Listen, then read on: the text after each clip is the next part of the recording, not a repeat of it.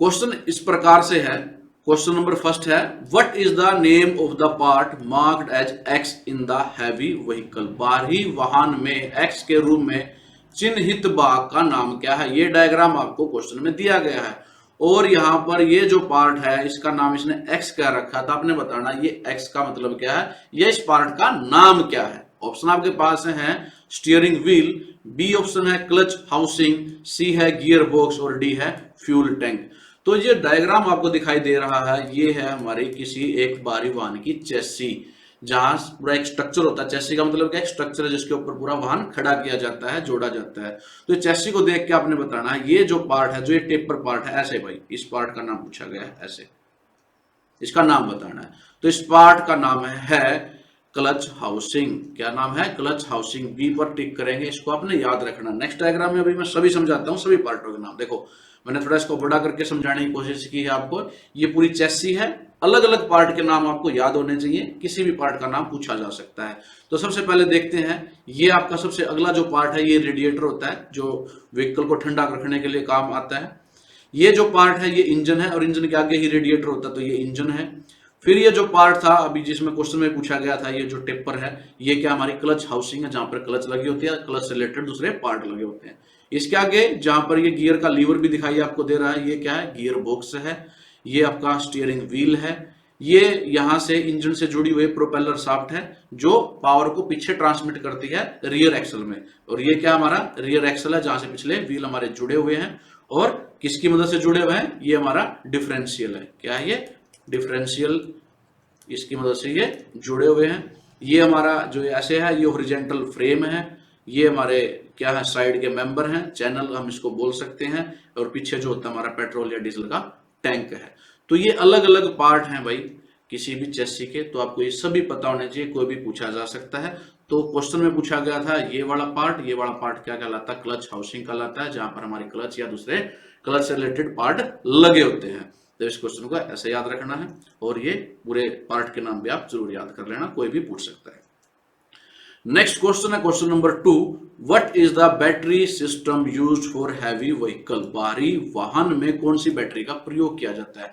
भारी वाहन का मतलब क्या, जो हैवी ट्रक होते हैं, जिसको लोड कैरिंग कैपेसिटी जिसकी ज्यादा होती है, तो वहां कौन सा बैटरी सिस्टम यूज किया जाता है। ऑप्शन आपके पास है 6 वोल्ट यानी कि 6 वोल्ट की बैटरी यूज की जाती है, बी ऑप्शन है 12 वोल्ट की बैटरी यूज की जाती है, सी ऑप्शन है 24 वोल्ट की बैटरी यूज की जाती है, डी ऑप्शन है 28 वोल्ट की बैटरी यूज की जाती है। तो आपने जो याद रखना है, जो हैवी व्हीकल होते हैं, जो भारी वाहन होते हैं, उनमें जो बैटरी सिस्टम होता है वो कौन सा होता है, हमारा 24 वोल्ट का होता है। तो इस क्वेश्चन का आंसर क्या हो जाएगा, हमारा सी हो जाएगा।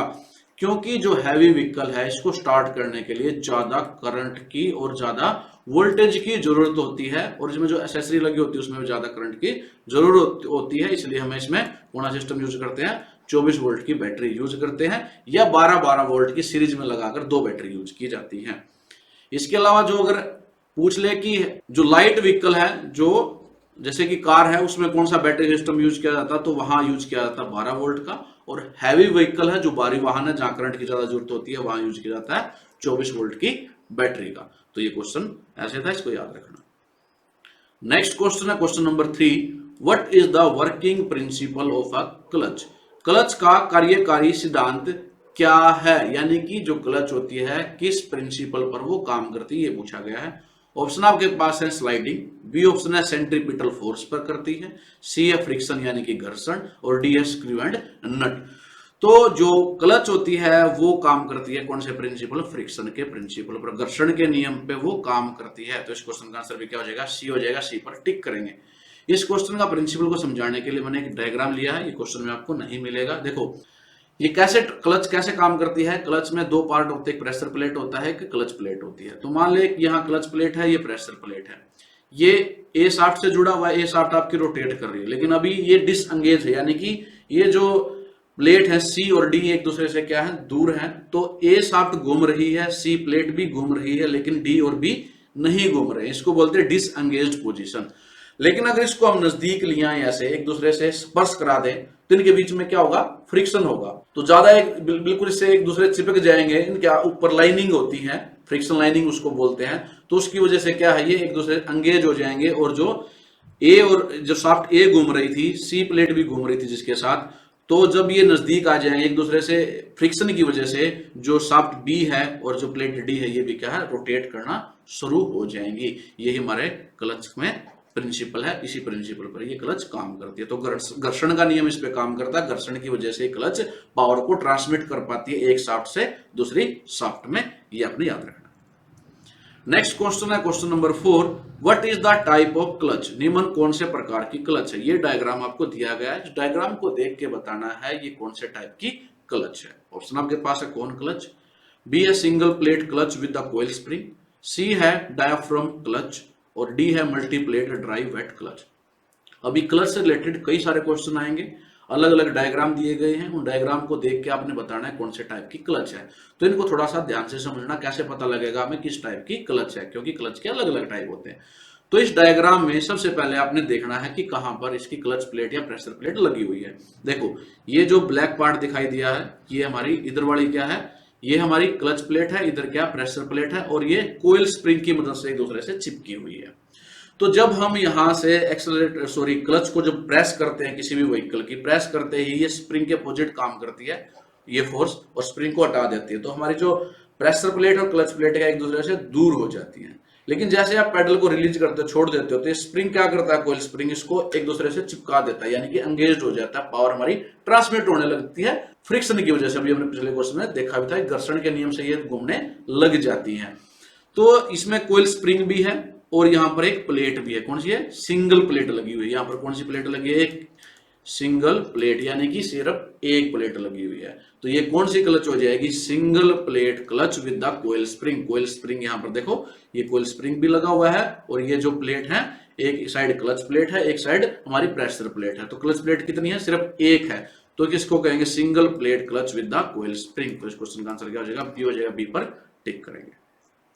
नेक्स्ट देखते हैं, what is the type of the clutch, निम्न कौन से प्रकार की क्लच है। अब ये डायग्राम दिया गया है, इसमें पूछा गया है कौन से टाइप की क्लच है। तो ये जो क्लच है, ऑप्शन वही है हमारे पास, single plate clutch, B option है डॉग क्लच, सी है मल्टी प्लेट क्लच, और डी ऑप्शन है कोन क्लच। तो इसमें भी देखो सिंपल डायग्राम ये दिया गया है, इधर हमारी क्या है, ये इसको हम इंजन शाफ्ट बोलते हैं, इसको बोलते हैं ड्रिवन शाफ्ट। इस शाफ्ट से इंजन से पावर ट्रांसमिट करनी हमने यहां पर। तो जो बीच में हमारे पास ये लगी हुई है, ये इसको बोलते हैं इनर प्लेट, और ये हमारी आउटर प्लेट, और ये बीच में जो ब्लैक कलर की ये हमारी लाइनिंग। तो इसको देख के आप देखो, ये इस प्रकार की शेप है भाई, किस प्रकार की है, इस प्रकार की शेप है, यानी टेपर में है। जैसे हमारा कोण होता है, किसकी शेप का, ये कोण शेप का है, शंकु जिसको हिंदी में हम बोलते हैं, शंकु शेप का है, कोण शेप का। तो क्लच का नाम भी क्या हो जाएगा, कोण क्लच। इस क्वेश्चन का आंसर क्या हो जाएगा, हमारा डी हो जाएगा। नेक्स्ट क्वेश्चन है question number 6, what is the name of the clutch. फिर वही दोबारा फिर एक डायग्राम दिया गया, पूछा गया कौन सी क्लच है। ऑप्शन वही है आपके पास, कोन क्लच, बी है diaphragm spring type clutch, C है डॉग क्लच, और डी है मल्टीप्लेट क्लच। तो इसमें भी कैसे आप देखोगे, तो आप यहां देख सकते हो कोई स्प्रिंग नहीं दिया गया है, यहां पर ये लाइनिंग है, क्लच है। ये जो पार्ट यहां पर दिखाया गया है, ये है हमारा डायाफ्राम।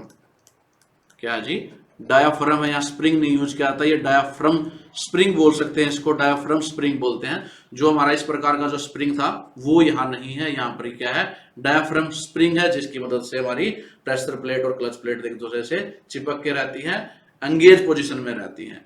तो जब भी आपको ये वाला लंबी टाइप का डायग्राम दिखाई दे और यहाँ पर कोई टाइप का स्प्रिंग ना दिखाई दे, उसको बोलते हैं हम डायाफ्राम स्प्रिंग टाइप क्लच। तो इस क्वेश्चन का आंसर क्या हो जाएगा, हमारा बी हो जाएगा। इसमें किस प्रकार का स्प्रिंग है, डायाफ्राम स्प्रिंग है ना, इसमें स्प्रिंग कोयल नहीं है, तो इसका नाम हो जाएगा diaphragm spring type clutch. B पर टिक करेंगे। नेक्स्ट क्वेश्चन है question number 7, what is the name of part marked as X in the dog clutch. जो डॉग क्लच है उसमें एक्स के रूप में जो ये नाम दिया गया पार्ट का, इस पार्ट का आपने नाम बताना। ये भाई डॉग क्लच होती है, और डॉग क्लच में आप देख सकते हो कि अलग अलग ऐसे टिथ कटे हुए हैं, इनको हम गियर कह सकते हैं, और ये दूसरे से एक दूसरे से ऐसे एंगेज हो जाते हैं, इनमें कोई भी स्लिपेज नहीं रहता, स्लिप नहीं हो सकता, क्योंकि जब मैंने बताया था कि क्लच वर्क करती है फ्रिक्शन के नियम पर, एक दूसरे चिपक के, तो वहां थोड़ा बहुत स्लिप होने का खतरा रह सकता है। लेकिन जो डॉग क्लच होती है इसमें गियर होते हैं और गियर ऐसे उसमें होल में फंस जाते हैं, उसके बाद जब ये घूमती है तो स्लिप होने का कोई चांसेस नहीं होते, तो जीरो स्लिपेज इसको हम बोलते हैं। तो ये डॉग क्लच का दिखाया गया पार्ट, इस पार्ट का आपने नाम बताना, ये इधर वाला पार्ट है क्या। ऑप्शन आपके पास है स्प्लाइंड शाफ्ट, बी है ड्राइविंग शाफ्ट, सी है स्लीव और डी है हमारे इंटरनल टिथ। तो जो ये पार्ट है इधर वाला जो हिस्सा है इसको हम बोलते हैं स्प्लाइंड शाफ्ट। इस क्वेश्चन का आंसर क्या हो जाएगा, स्प्लाइंड शाफ्ट। और स्प्लाइंड शाफ्ट का मतलब होता है, देखो यहाँ पर आप देख सकते हो इस शाफ्ट में, देखो ये शाफ्ट बिल्कुल स्ट्रेट है, इसमें कोई ग्रूव नहीं है, लेकिन इधर वाले शाफ्ट में देखो यहाँ पर क्या है, ऐसे ग्रूव बने हुए हैं, क्या गड्ढे से बने हुए हैं एक स्ट्रेट लाइन में, ग्रूव बोलते हैं इसको, क्या कह सकते हैं हम इनको, ग्रूव कह सकते हैं। तो ये वाला जो पार्ट है जब इसके अंदर घुसेगा तो ये इसके ग्रूव में अंदर चला जाएगा और इसके जो एंगेजमेंट है वो बहुत अच्छे तरीके से हो जाएगी। तो ये कौन सी शाफ्ट बोली जाती है, स्प्लाइंड शाफ्ट, जिस शाफ्ट में थोड़े से ग्रूव काटे जाते हैं। तो इस क्वेश्चन के लिए हम ए पर टिक कर देंगे। करते हैं next question. Question number 8, what is the name of the component, निम्न घटक का नाम बताओ। जो डायग्राम दिखाया गया है ये किस कंपोनेंट का ये डायग्राम है आपने वो बताना है। ऑप्शन आपके पास है सिंगल प्लेट क्लच, बी है मल्टी प्लेट क्लच, सी है फ्लूइड कपलिंग और डी है हमारी डॉग क्लच। तो जो डायग्राम दिया गया है ये डायग्राम किसी क्लच का नहीं है, तो जो क्लच वाली ऑप्शन है वो सारी हट जाएंगी। ये जो दिखाया गया है इसको हम बोलते हैं फ्लूइड कपलिंग। क्या बोलते हैं, फ्लूइड कपलिंग। सी पर हम टिक करेंगे। फ्लूइड कपलिंग को हम हाइड्रोलिक कपलिंग भी कह सकते हैं। क्या कह सकते हैं, हाइड्रोलिक कपलिंग। अगर हाइड्रोलिक कपलिंग दिया होता तो उस पर हम टिक करते हैं। तो फ्लूइड कपलिंग क्या करती है, फ्लूइड कपलिंग में हम यहाँ पर देख सकते हो, यहाँ पर इसके अंदर फ्लूइड है, फ्लूइड की यानी कि तरल पदार्थ की मदद से हम पावर को ट्रांसमिट करते हैं एक शाफ्ट से दूसरी शाफ्ट पे। इन दोनों शाफ्ट के बीच में कोई फिजिकल कांटेक्ट नहीं होता, बल्कि जो पावर ट्रांसमिट की जाती है वो की जाती है तरल पदार्थ की मदद से। यहाँ पर ऑयल होता है, तेल होता है, इसके बीच में हम एक तेल यूज करते हैं, ऑयल यूज करते हैं, यानी कि फ्लूइड यूज करते हैं। तो उस फ्लूइड की मदद से ये सारा काम होता है। इधर वाला जो पार्ट है इसको हम टरबाइन कहते हैं। इधर वाला जो पार्ट है ये हमारा पंप है, यहाँ से देख सकते हो ये पंप है।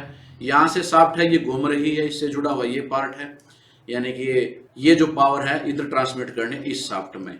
तो इनके बीच में कोई डायरेक्ट कांटेक्ट ना होते हुए भी फ्लूइड की मदद से हम इसको ट्रांसमिट कर देते हैं पावर को। तो इसको बोलते हैं हम फ्लूइड कपलिंग या हाइड्रोलिक कपलिंग। तो किस पे टिक करेंगे, सी पे टिक करेंगे इस क्वेश्चन के लिए, ये हमारा आंसर हो जाएगा। नेक्स्ट क्वेश्चन है question number 9, what is the name of the clutch, निम्न क्लच का नाम क्या। फिर एक डायग्राम आ गया है, इस डायग्राम को देख के आपने बताना है कौन सी क्लच है। ऑप्शन आपके पास है कोन क्लच, बी है डॉग क्लच, सी है मल्टी प्लेट क्लच और डी है सिंगल प्लेट क्लच। तो आप सिंगल प्लेट क्लच भी देख चुके हैं डायग्राम में, और यहाँ देखो यहाँ पर क्या है, 1 2 3 तीन प्लेट है। इधर वाले ये प्रेशर प्लेट है, क्लच प्लेट कितनी, यहाँ पर 3 प्लेट है। तो सिंगल प्लेट क्लच तो ये नहीं होगा। डॉग क्लच भी आपने डायग्राम में देखी थी जिसमें स्प्लाइन कटे हुए थे, टिथ कटे हुए थे, डॉग क्लच भी नहीं है। कोन क्लच का आपको पता है कि वो थोड़ी सी टेपर में बनाई जाती है, तो ये कोन क्लच भी नहीं है। तो एक ही बचता है मल्टीपल प्लेट क्लच। तो इस क्वेश्चन का आंसर क्या हो जाएगा, सी हो जाएगा। और नाम में देखो जैसे लिखा हुआ मल्टी प्लेट क्लच, यानी कि जिसमें मल्टी प्लेट हो, एक से ज्यादा प्लेट हो। तो आप देख सकते हो यहाँ पर 1 2 और 3 प्लेट का प्रयोग किया गया इस क्लच में, तो इसको बोलते हैं मल्टी प्लेट क्लच। इस क्वेश्चन का आंसर क्या हो जाएगा, सी हो जाएगा। सी पर टिक करेंगे। नेक्स्ट क्वेश्चन है question number 10, what is the name of the part marked as X in the fluid coupling. अब ये क्वेश्चन आया था, डायग्राम को देख के आपने बताना ये क्या था, वो थी हमारी फ्लूइड कपलिंग, वो आंसर हो गया था। अब ये पूछा गया है इस डायग्राम में, जो फ्लूइड कपलिंग का डायग्राम दिया गया है, यहाँ पर जो ये पार्ट है इसको इसने एक्स कहा है, इस पार्ट का आपने नाम बताना, या ऊपर कह सकते हो या नीचे, दोनों सेम ही चीजें हैं। ऑप्शन आपके पास है ड्राइविंग यूनिट इम्पेलर, बी है क्रैंक शाफ्ट, सी है ड्रिवन शाफ्ट या इंटीरियर फिन। तो ये जो पार्ट है जिसको इसने एक्स कहा है, यहाँ पर ये इसको कहते हैं हम इंटीरियर फिन्स बोलते हैं या ब्लेड बोलते हैं। भाई ब्लेड भी हो सकता था यहाँ पर। यही जो एक क्रूशियल पार्ट है जिसकी मदद से हम पावर को ट्रांसमिट करते हैं एक शाफ्ट से दूसरे शाफ्ट में। हमने पिछले क्वेश्चन में बताया था, यहाँ इसके अंदर क्या होता है, फ्लूइड होता है, कोई तेल होता है, उस फ्लूइड की मदद से हम पावर को ट्रांसमिट करते हैं। उस पावर को ट्रांसमिट करने में जो इंटीरियर फिन होती हैं और ब्लेड होते हैं, इनका बहुत ही अहम रोल होता है। भाई इसका क्या होता है, अहम रोल होता है, इनकी मदद से ही पावर ट्रांसमिट की जाती है। तो ये जो दिखाया गया है पिक्चर में एक्स जिसको इसने कहा है, मैं इरेज करके यहाँ पे दिखा देता हूँ। तो ये जो पार्ट है ये क्या कहलाएगा, इंटीरियर फिन या इंटीरियर ब्लेड कहलाएगा। तो इस क्वेश्चन का आंसर क्या हो जाएगा, डी हो जाएगा। नेक्स्ट क्वेश्चन है question number 11, what is the instrument used while inspecting pressure plate. Pressure plate का निरीक्षण करते समय कौन से उपकरणों का प्रयोग किया जाता है। इस क्वेश्चन के साथ ये डायग्राम दिया गया है, हालांकि ये डायग्राम रिलेट नहीं करता भाई इस क्वेश्चन से, क्योंकि इस डायग्राम में ये डायल गेज यूज किया गया है। तो मेरे हिसाब से इस क्वेश्चन में डायग्राम ये होना चाहिए, क्योंकि हम जो प्रेशर प्लेट है उसके लिए ये दो टूल है, इन दो टूल का प्रयोग करते हैं, दो इंस्ट्रूमेंट का यूज करते हैं चेक करने के लिए, इंस्पेक्ट करने के लिए। और ये क्या होते हैं हमारे, एक है जो इसने पकड़ रखा है, ये क्या हमारा स्ट्रेट एज है, क्या है ये स्ट्रेट एज है, जिसकी मदद से हम स्ट्रेटनेस चेक करते हैं प्लेट की, प्लेट बिल्कुल सीधी है, फ्लैट है कि नहीं। और ये जो यहाँ पर है ये है हमारा फिलर गेज, क्या है ये फिलर गेज है, जिसकी मदद से हम गैप चेक करते हैं प्लेट के, और इसके बीच में जो गैप होता है, क्लियरेंस होता है, वो ज्यादा या कम तो नहीं, उसको चेक करने के लिए। तो जो इंस्पेक्ट करते हैं, चेक करते हैं प्रेशर प्लेट को, उसके लिए दो टूल यूज करते हैं हम, स्ट्रेट एज और फिलर गेज। यही पूछा गया था, प्रेशर प्लेट को निरीक्षण करते समय कौन से उपकरणों का प्रयोग किया जाता है। तो ऑप्शन में देख लेते हैं straight edge and feeler gauge, यही इस क्वेश्चन का आंसर भी हो जाएगा। ए पर टिक करेंगे, बाकी देखने की हमें जरूरत नहीं रही, तो ये इसका आंसर हो जाएगा। तो मेरे प्यारे साथियों, मैं उम्मीद करता हूं कि आपको सारे क्वेश्चन अच्छे से समझ में आ रहे होंगे। अगर आपको सारे क्वेश्चन अच्छे से समझ में आ रहे हैं तो वीडियो को जरूर से जरूर लाइक कर दें और अपने दूसरे साथियों के साथ भी वीडियोज को जरूर शेयर कर दें। आपके लाइक से हमें मोटिवेशन मिलता है, जो हम इतनी मेहनत करते हैं वीडियो बनाने के लिए, आपका लाइक मिलते ही एक तरह से ये लगा लो हमारा रिवार्ड है, हमारा इनाम है। तो लाइक करना न भूले अगर आपको वीडियो अच्छी लग रही है। करते हैं next question, question number 12, what is the name of the tool marked as X in the clutch aligning assembly work. Clutch संरेखण असेंबली कार्य में एक्स के रूप में चिन्हित उपकरण का नाम बताओ। ये भाई हमारे क्लच की असेंबली है, और ये जो पार्ट है जिसको इसने एक्स का, इसका नाम बताना है, ये कौन सा पार्ट है। ऑप्शन आपके पास है स्ट्रेट एज, बी है पैरेलल ब्लॉक, सी है क्लच अलाइनर, और डी है हमारा सिलेंड्रिकल ड्रिफ्ट। तो ये जो पार्ट है, जिसमें यहाँ पर अगर आप इसको जूम करके देखोगे तो इसमें स्प्लाइन है, स्प्लाइन शाफ्ट होती है। जैसे मैंने पिछले उस क्वेश्चन में बताया था कि स्प्लाइन क्या होते हैं, बीच में हम ग्रूव काट देते हैं, और ये जो ग्रूव है इसके, वो हमारे मैच करते हैं जो हमारी प्रेशर प्लेट के ग्रूव, उन ग्रूव से मैच करेंगे। तो उस क्लच की अलाइनमेंट चेक करने के लिए इसका प्रयोग किया जाता है इस टूल का, और इस टूल का नाम भी क्लच अलाइनर है, क्लच संरेखक है, यानी कि क्लच की अलाइनमेंट को चेक करने के लिए इस टूल का प्रयोग किया जाता है कि आपकी क्लच सही स्थिति में है कि नहीं, कहीं वो मिस अलाइन तो नहीं हो गई है, जहां उसको लगाना चाहिए उसकी स्थिति से वो हिल तो ना गई है, इधर उधर तो नहीं हो गई है। तो क्लच की अलाइनमेंट चेक करने के लिए यूज करते हैं क्लच अलाइनर का, और ये हमारा क्लच अलाइनर, यही इस क्वेश्चन का आंसर है। क्वेश्चन के लिए हम किस पर टिक करेंगे, सी पर टिक। नेक्स्ट क्वेश्चन है question number 13, what is the name of the instrument marked as X in the flywheel run out check. Flywheel run out check में एक्स से चिन्हित उपकरण का नाम बताओ। यहां पर भाई हम जो फ्लाईव्हील है उसकी रन आउट चेक कर रहे हैं इस टूल की मदद से, और आपने इस टूल का नाम बताना है। ऑप्शन आपके पास है आउटसाइड माइक्रोमीटर, बी है डायल टेस्ट इंडिकेटर, सी है इनसाइड माइक्रोमीटर, और डी है बोर डायल गेज। तो जो इंस्ट्रूमेंट है ये है हमारा डायल टेस्ट इंडिकेटर। इस क्वेश्चन का आंसर क्या हो जाएगा, बी हो जाएगा। डायल टेस्ट इंडिकेटर की मदद से हम फ्लाईव्हील के रन आउट को चेक करते हैं। ये क्वेश्चन ऐसे भी पूछा जा सकता था कि फ्लाईव्हील का अगर रन आउट चेक करना हो तो उसके लिए हम कौन सा टूल यूज करेंगे, तो उसके लिए हम क्या यूज करते हैं, डायल टेस्ट इंडिकेटर का प्रयोग करते हैं। इस क्वेश्चन को समझाने के लिए हमने एक और फिगर ली है, ये हमारी ब्लैक एंड व्हाइट फिगर है। हमारा डायल टेस्ट इंडिकेटर इस प्रकार से दिखाई देता है। ये हमारा बाई फ्लाईव्हील है। फ्लाईव्हील से जब हम इस नोब को टच कराएंगे और इसको फ्लाईव्हील को रोटेट कराएंगे, अगर इसमें फ्लक्चुएशन नहीं है, रन आउट नहीं है, तो यहाँ पर ये जो नीडल है ये नहीं हिलेगी, इसमें कोई फ्लक्चुएशन नहीं होगी। लेकिन अगर हमारा रन आउट हो चुका है फ्लाईव्हील, तो यहाँ से इस नीडल में फ्लक्चुएशन होगी, ये इधर उधर मूव करेगी, जिससे पता लग जाएगा कि हमारा फ्लाईव्हील में रन आउट है या नहीं। तो ये जो इंस्ट्रूमेंट है, टूल है, ये क्या हमारा डायल टेस्ट इंडिकेटर है, यही इस फिगर में दिखाया गया है। तो इस क्वेश्चन का आंसर डायल टेस्ट इंडिकेटर हो जाएगा। नेक्स्ट क्वेश्चन है question number 14, what is the name of the seal marked as X in the servo piston. Servo piston में एक्स के रूप में चिन्हित सील का नाम क्या है। ये आपको सर्वो पिस्टन का एक डायग्राम दिखाया गया है। यहाँ पर एक सील है, इस सील का नाम आपने बताना, ये कौन सी सील है जो सर्वो पिस्टन में यूज की जाती है। ऑप्शन ए है आपके पास स्क्वायर कट सील, बी है मेटल सीलिंग रिंग और सी है हमारी लिप सील और डी है टैप फ्लो सील। तो ये जो सील यूज की जाती है हमारी सर्वो पिस्टन में, इसको बोलते हैं हम लिप सील। तो ये है हमारी लिप सील। इसका काम होता है जो हमारा फ्लूइड होता है, ऑयल होता है, उसको लीकेज से बचाना, लीकेज नहीं होने देता, उसको प्रिवेंट करके रखता है सील की मदद से। तो ये कौन सी सील है? लिप सील, आपने याद रखनी है। नेक्स्ट क्वेश्चन है और आज की वीडियो का लास्ट क्वेश्चन है, question number 15। What is the name of the gear box? Gear box का नाम क्या बताओ। जैसे कि क्लच के क्वेश्चन पूछे गए थे कि डायग्राम दे दे के ये कौन सी क्लच है ये बताओ, इसी प्रकार गियर बॉक्स के भी क्वेश्चन आएंगे। तो ये जो गियर बॉक्स है इसका नाम बताना। अलग अलग टाइप के गियर बॉक्स होते हैं जैसे कि ऑप्शन में दिए गए हैं। ए ऑप्शन है constant mesh gear box, B है sliding mesh gear box, C है सिंक्रो मैश गियर बॉक्स और डी है automatic synchro mesh gear box. तो कैसे देखोगे ये क्वेश्चनों को भी अच्छे से समझ लेना। देखो ये जो शाफ्ट है हमारी, ये है भाई क्लच शाफ्ट, इसको याद रखना। क्या ये क्लच शाफ्ट है? और ये है आउटपुट शाफ्ट, जहां इधर से हमने पावर को ट्रांसमिट करना इधर। बीच में ये लगे हुए हैं अलग अलग गियर। क्या लगे हुए हैं? बीच में अलग अलग गियर लगे हुए हैं। और आप देख सकते हो, देखो ये यहाँ जहां ये डायग्राम में ऐसे दिखा रखा है ना, ऐसे करके ये एक दूसरे से गियर जुड़े हुए हैं। ये गियर इस गियर से जुड़ा हुआ है, ये गियर इस गियर से जुड़ा हुआ है, ये गियर इस गियर से जुड़ा हुआ है। और आप देख सकते हो ऐसा नहीं है कि सिर्फ एक ही गियर, सारे के सारे एक दूसरे से पहले से ही जुड़े हुए हैं, यानी कि वो एक दूसरे से मैश हैं, एक दूसरे से अटैच हैं। तो जब हमें पावर ट्रांसमिट करनी होती है इस क्लच से इस आउटपुट शाफ्ट पे, तो हम ये जो दो क्लच दे रखे हैं इसको हम इधर या इधर इसको खिसका देते हैं क्लच की मदद से, गियर की मदद से। तो जब हम लीवर को इधर उधर करते हैं तो वो उसकी मदद से क्या घूमता है, ये हमारी ये क्लच घूमती है। तो जिसके साथ भी है, जैसे मान लिया इसके साथ एंगेज हो जाए तो पावर हमारी ऐसे जाती हुई यहाँ से और ऐसे ऐसे ट्रांसमिट होगी भाई, क्योंकि ये वाला इसके साथ एंगेज है। जब ये डिसएंगेज पोजीशन में ये सारे ऐसे ही फ्रीली रोटेट करते रहते, पावर ट्रांसमिट नहीं होती। सारे के सारे गियर एक दूसरे से कॉन्स्टेंटली मैश हैं, एक दूसरे से जुड़े हुए हैं, इसलिए इसको हम बोलते हैं कांस्टेंट मैश गियर बॉक्स। तो इस क्वेश्चन का आंसर क्या हो जाएगा हमारा? ये हो जाएगा कांस्टेंट मैश गियर, क्योंकि ये एक दूसरे से पहले से ही मैश हैं, उनको अलग से मैश करने की जरूरत नहीं होती है जब हमें पावर ट्रांसमिट करनी होती है जिस भी गियर के माध्यम से। तो ये जो हमारी टो क्लच है इसकी हेल्प से हम करते हैं ट्रांसमिट। देखो इसको ऐसे भी समझ सकते हो, दोबारा फिर मैं बता देता हूं।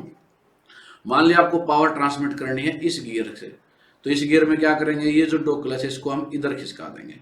इधर खिसकते ही इसमें एक दूसरे से क्या हो जाएगा, ये अटैच हो जाएगा। तो पावर यहां से जाते हुए यहाँ गई और शाफ्ट में ऐसे बाहर निकल जाएगी, यानी कि आउटपुट शाफ्ट हमारी घूमने लग जाएगी इस गियर की मदद से।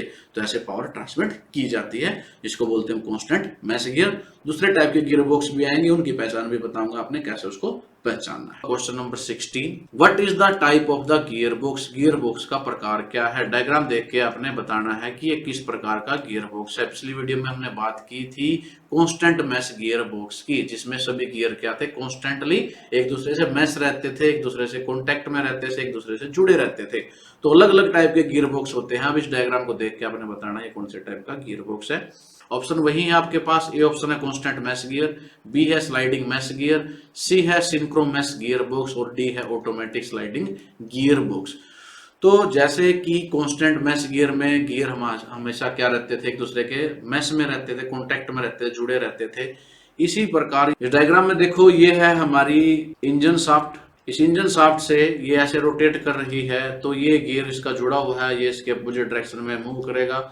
ये गियर इस शाफ्ट से जुड़ा हुआ है, ये भी ऐसे रोटेट कर रहे हैं। सभी गियर के जो टिथ हैं वो अलग अलग हैं। तो हमें जिस प्रकार का भी रेशियो चाहिए होता है उसमें हम इस गियर को फंसा देते हैं, एंगेज कर देते हैं, मैश कर देते हैं। तो आप देख सकते हो ये हमारी आउटपुट शाफ्ट है भाई। ये आउटपुट शाफ्ट में जो गियर है, ये गियर और ये गियर यहाँ नीचे किसी भी गियर से एंगेज नहीं है, यानी कि ये मैश में नहीं, इनके साथ कॉन्टेक्ट में नहीं है। तो इन गियर में से हमें जिस प्रकार का भी गियर रेशियो चाहिए होता है, तो इसको हम इस लीवर की मदद से इधर या इधर क्या कर देते हैं, स्लाइड कर देते हैं और उस गियर में एंगेज कर देते हैं। मान लिया आपको ये वाला गियर रेशियो चाहिए, तो इस गियर को आप अगर इधर इधर खिसका दोगे, स्लाइड कर दोगे, तो इसके साथ क्या हो जाएगा, ये जुड़ जाएगा, एंगेज हो जाएगा। और पावर क्या आपकी ऐसे यहाँ से आते हुए इस गियर से इस गियर में आएगी, इस गियर से इस गियर में चली गई और यहाँ से इस गियर में जाके आपकी आउटपुट शाफ्ट में चली जाएगी। तो ऐसे आप इंजन की पावर को ट्रांसमिट कर सकते हो हमारी आउटपुट शाफ्ट में, जो कि एक्सल से जुड़ी होती है।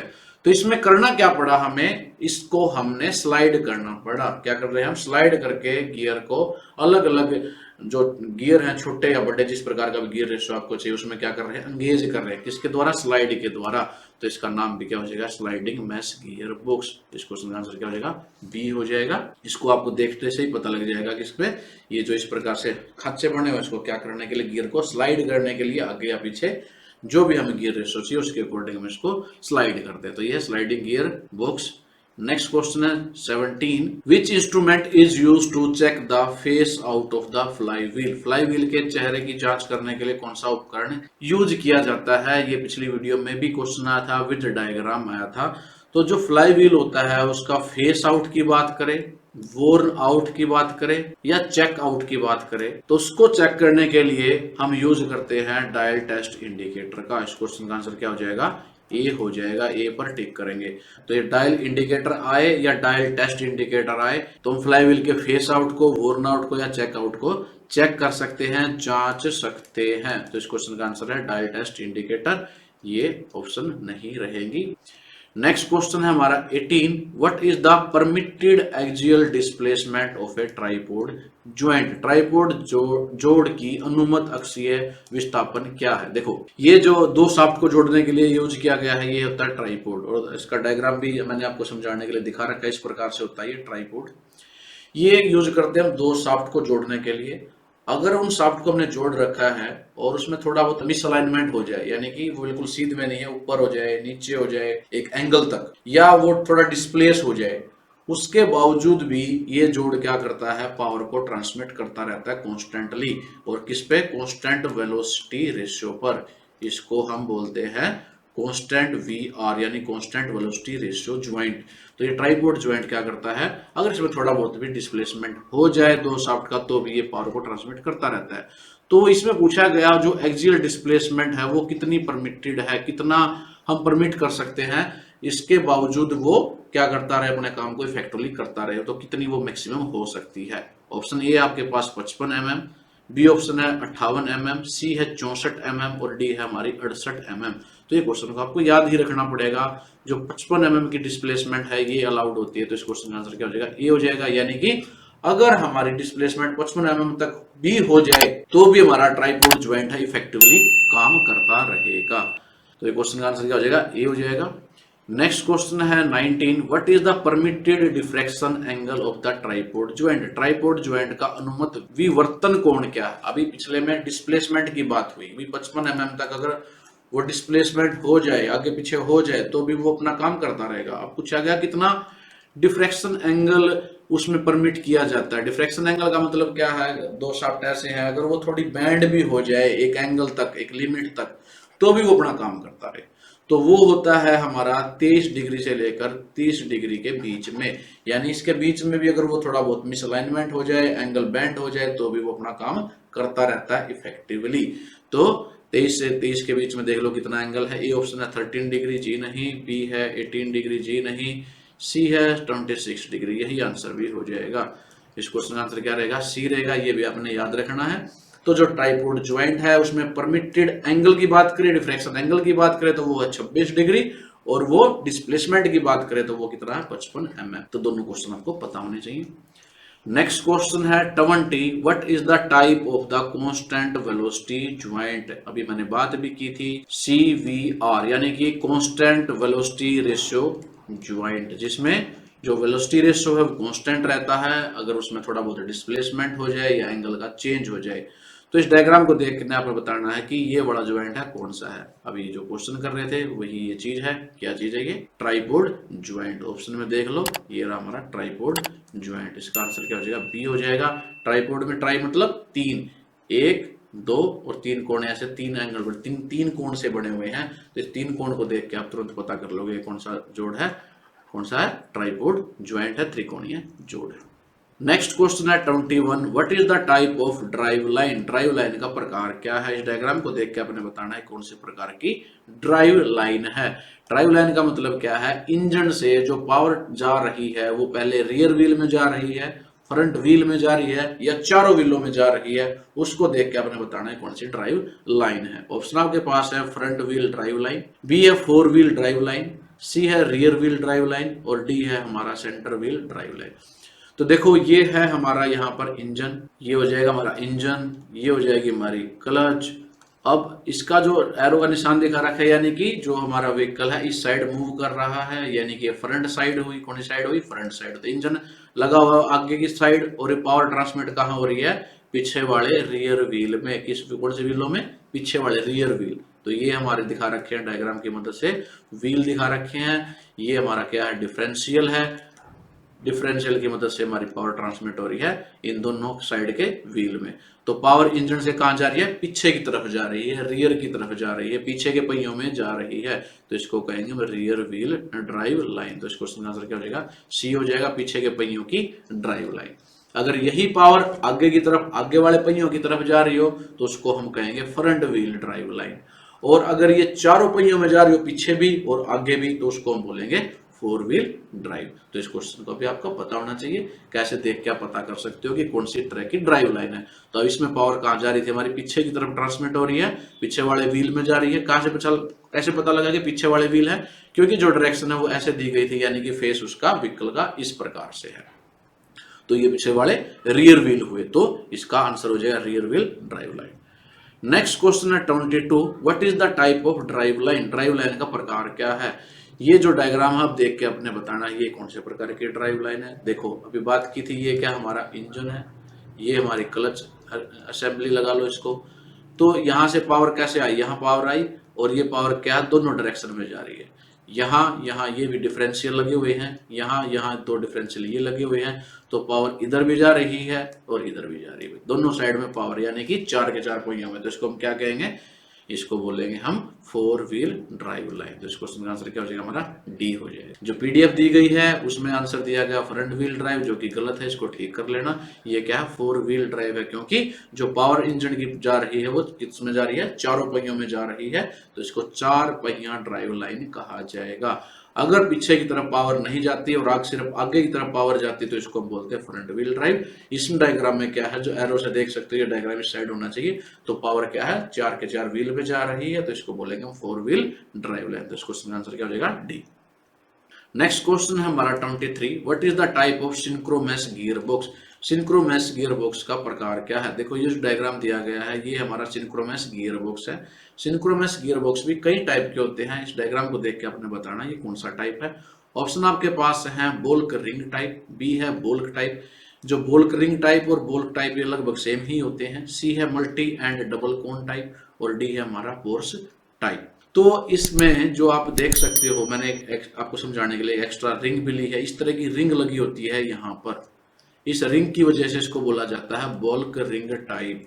तो इस क्वेश्चन का आंसर क्या हो जाएगा, ए हो जाएगा। ये कौन सा सिंक्रोमैस गियर बॉक्स है, बल्क रिंग टाइप है। तो यहाँ पर देख सकते हो ये एक रिंग लगी होती है और ये इस प्रकार की होती है। भाई एक्चुअल में डायग्राम देखोगे, क्योंकि डायग्राम थोड़ा सा ज्यादा कॉम्प्लिकेटेड है, ये रिंग इस प्रकार की होती है, समझाने के लिए मैंने आपको ली है। तो इसकी वजह से इसको बोलते हैं baulk ring type. Next question हमारा 24, what is the type of synchromesh gear box. अब इस डायग्राम को देख के बताना ये कौन से प्रकार का सिंक्रोमैस गियर बॉक्स है। ऑप्शन आपके पास वही है। पिछला जो क्वेश्चन था हमारा, इस रिंग की वजह से क्या था, इसको बल्क रिंग टाइप कहते हैं। और ये बल्क रिंग टाइप और बल्क टाइप दोनों लगभग सेम ही होते हैं। तो इस डायग्राम में थोड़ा सा कॉम्प्लिकेशन है यहाँ, लेकिन इस डायग्राम में ये जो पिक्चर अलग से दिखा रखी है, इस पिक्चर को देख के आप बता सकते हो ये कौन सी टाइप हमारी बल्क टाइप है। इसमें रिंग की वजह आप क्या कह दोगे, बल्क टाइप कह दोगे। तो इस क्वेश्चन का आंसर क्या हो जाएगा, हमारा सी हो जाएगा। तो डायग्राम से देख के आप बता सकते हो ये कौन से प्रकार का सिंक्रोमैस गियर बॉक्स है। नेक्स्ट क्वेश्चन हमारा 25, what is the name of the part marked as X in the synchronising action. Synchronising क्रिया में एक्स के रूप में चिन्हित भाग का नाम क्या है। देखो पहले तो समझ लो कि सिंक्रोनाइजिंग क्रिया क्या होती है। सिंक्रोमैस गियर बॉक्स भी आपने देखा था और यहाँ पर सिंक्रोनाइजिंग भी बात कर रहा है। सिंक्रोनाइजिंग क्या होता है, जब हमको दो शाफ्ट एक दूसरे से जोड़नी होती हैं, पावर ट्रांसमिट करनी होती है, तो उनको जब ज्वाइन करते हैं, जब जोड़ते हैं, जब वो दो एक दूसरे से सिंक्रोनाइज हो जाती है। सिंक्रोनाइज का मतलब क्या है, वो दोनों सेम स्पीड पर आ जाती हैं, सेम वेलोसिटी पर आ जाती है, तो उनको जोड़ देते हैं। तो जब वो सेम वेलोसिटी पर आ जाती हैं, सेम स्पीड पर आ जाती है, तो उनको सिंक्रोनाइज करने के लिए हम इस पार्ट का ही यूज करते हैं। तो इस पार्ट का नाम क्या है वो आपने बताना है। ऑप्शन आपके पास है गियर, बी है कोनिकल कप, सी है हब और डी है सिंक्रोनाइजर स्लीव। तो ये जो पार्ट है जो सिंक्रोनाइज होने के बाद एक दूसरे से उनको क्या करता है, शाफ्ट को गियर को जोड़ता है, उसको बोलते हैं सिंक्रोनाइजर स्लीव। तो इस क्वेश्चन का आंसर क्या हो जाएगा, डी हो जाएगा। ये हमारी सिंक्रोनाइजर स्लीव है जो गियर को जोड़ेगी जब उनकी स्पीड सेम हो जाएगी, बराबर हो जाएगी। नेक्स्ट क्वेश्चन हमारा 26, what is the type of the fixed constant velocity joint, स्थिर निश्चित वेग संयुक्त का प्रकार क्या है। इस डायग्राम को देख के आपने बताना है ये कौन सा प्रकार का कांस्टेंट वेलोसिटी ज्वाइंट है। फिक्स कह सकते हैं या कांस्टेंट कह सकते हैं, एक ही बात है, कांस्टेंट वेलोसिटी ज्वाइंट है। तो इस ज्वाइंट को देख के देखो, ये आपको डायग्राम में दिए होगी, ये फिगर आपको समझाने के लिए मैंने ऐसे दिया है। तो ये फिगर एक्चुअल में अगर देखेंगे तो इस प्रकार की दिखाई देती है, और यूज देखोगे तो व्हीकल में इस प्रकार से यहाँ यूज की जाती है, ये ज्वाइंट यूज किया जाता है। तो इस ज्वाइंट का आपने नाम बताना है। ऑप्शन आपके पास है डबल ज्वाइंट, बी है बॉल ज्वाइंट, सी है पोर्ट ज्वाइंट और डी है ट्राइपोड ज्वाइंट। देखो ट्राइपोड ज्वाइंट तो आप देख चुके हो, तो ट्राइपोड ज्वाइंट तो बिल्कुल भी नहीं है। ये जो बॉल है, इन बॉल्स को देख के आप बता सकते हो ये क्या हमारा बॉल ज्वाइंट है। क्या ये बॉल ज्वाइंट है, बॉल्स लगी होती है, एक दूसरे से जोड़ देता है। और इसका फायदा क्या होता है, देखो इस यहाँ से देख सकते हो, या यहाँ पर एक्सल में लगा होता है। अगर हमारे व्हीकल में गड्ढे भी आते हैं तो ऊपर नीचे हमारे मिस अलाइनमेंट भी होता है, इसके बावजूद भी हमारा व्हीकल उसी स्पीड पर चलता रहता है, उसमें कोई दिक्कत नहीं आती है। तो जो पार्ट दो जोड़ रखे होते हैं वो एक दूसरे से दूर नहीं होते, फिर भी जुड़े ही रहते हैं। यानी कि रोटेशनल या एंगुलर मूवमेंट थोड़ी बहुत होगी तो उसको ये एडजस्ट कर लेगा और वर्क करता रहेगा। तो ये हमारा बॉल ज्वाइंट है। तो इस क्वेश्चन के लिए आंसर क्या हो जाएगा हमारा, बी हो जाएगा। बी पर टाइप करेंगे। तो मेरे प्यारे साथियों, उम्मीद है आप लोगों को वीडियो के सारे क्वेश्चन अच्छे से समझ में आ रहे हैं। अगर वीडियो अच्छी लग रही है, समझ में आ रहे हैं, तो प्लीज वीडियो को लाइक जरूर कर दे। आपका लाइक हमारी मेहनत का रिवार्ड है, इनाम है। लाइक करने में कंजूसी ना करे, लाइक कर दे और अपने दूसरे साथियों के साथ भी जिनको इन वीडियोज की जरूरत है उनके साथ भी शेयर कर दे। नेक्स्ट क्वेश्चन हमारा 27, what is the type of the constant velocity joint. अब इस ज्वाइंट को देख के आपने बताना है ये किस प्रकार का ज्वाइंट है, जोड़ है। इसका यूज भी हम व्हीकल में करते हैं। ऑप्शन वही है आपके पास, tripod joint, ball joint, slip joint या डबल ज्वाइंट। तो पिछली वीडियो में हमने देखा था, ये था हमारा बॉल ज्वाइंट, और यहाँ पर ये डायग्राम में देख सकते हो बिल्कुल स्ट्रेट हिस्सा है। ये हिस्सा क्या है, बिल्कुल ऐसे स्ट्रेट है। इसमें हम रोटेशनल भी मूवमेंट हो सकती है और एंगुलर मूवमेंट भी हो सकती है, ये यूज यहाँ किया जाता है। अब देखो ये डायग्राम देख के भी आपको वही सेम दिख रहा होगा, यहाँ पे बॉल्स लगे हुए हैं, इसका भी इसी प्रकार का अरेंजमेंट है। लेकिन ये जो वाला हिस्सा है आप देख सकते हो ये कैसे है, ऐसे टेपर है। इसमें जो मूवमेंट है इसमें डिस्प्लेसमेंट भी हो सकता है। यानी कि अगर आपका पार्ट में, जैसे मेनली इसको पाइपिंग में यूज करते हैं, अगर पाइप आपका या जो पार्ट है कॉन्ट्रैक्ट हो जाए, कम हो जाए या एक्सपैंड हो जाए, भाई बढ़ जाए, किसी बात से ऐसे बढ़ जाए, तो भी ये ज्वाइंट लगा रहता है, जुड़ा रहता है, एक दूसरे से दूर नहीं होता। तो इस तरह के ज्वाइंट को हम बोलते हैं स्लिप ज्वाइंट। इस क्वेश्चन का आंसर क्या हो जाएगा, सी हो जाएगा। जो पीडीएफ है यहाँ पर पोर्ट ज्वाइंट दिया गया है और हिंदी में स्लिप ज्वाइंट लिखा गया है, इंग्लिश में पोर्ट लिखा गया है, तो उसको ठीक कर लेना, यहाँ पर स्लिप ज्वाइंट ही आएगा। तो इस क्वेश्चन का आंसर क्या हो जाएगा, सी हो जाएगा, स्लिप ज्वाइंट। ये स्लिप ज्वाइंट है, इसमें कॉन्ट्रैक्शन और एक्सपेंशन दोनों को ये कंज्यूम कर सकता है। दोनों को अगर हो भी जाए कोई चीज एक्सपेंड या कॉन्ट्रैक्ट, तो इसका ज्वाइंट लूज या खराब नहीं होता, ये अपना कॉन्स्टेंटली वर्किंग करता रहता है। नेक्स्ट क्वेश्चन हमारा 28, what is the type of the joint. अब इसको देख के बताना आपने कौन सा ज्वाइंट है। तो बहुत आसान ज्वाइंट है, बहुत ज्यादा यूज किया जाता है। ऑप्शन आपके पास है ball and true union type universal joint, cross type universal joint, slip joint या डबल ज्वाइंट। तो ये होता है भाई क्रॉस टाइप यूनिवर्सल ज्वाइंट। इस क्वेश्चन का आंसर क्या हो जाएगा, बी हो जाएगा। याद रखना इसमें दो याग होते हैं, दो वाई शेप होती हैं ऐसे, देखो एक वाई ऐसे होता है ना, वाई वाई ऐसे बनता है ना इंग्लिश का जो वर्ड है। तो एक ये है और एक ये है, ये दूसरे से जुड़ते हैं। यूनिवर्सल ज्वाइंट इसलिए कहते हैं क्योंकि जब दो शाफ्ट आपकी अगर अलाइनमेंट में भी नहीं है, क्या है, अलाइनमेंट में नहीं है, तो भी ये पावर ट्रांसमिट कर सकता है, इसलिए इसको यूनिवर्सल ज्वाइंट बोलते हैं। क्रॉस टाइप इसलिए क्योंकि इसमें जो दो योग बोलते हैं भाई, जो वाई शेप है ना, एक इधर है एक इधर है, दोनों को हम जोड़ देते हैं, तो इसको बोलते हैं क्रॉस टाइप यूनिवर्सल ज्वाइंट। इसको आंसर क्या हो जाएगा, बी हो जाएगा।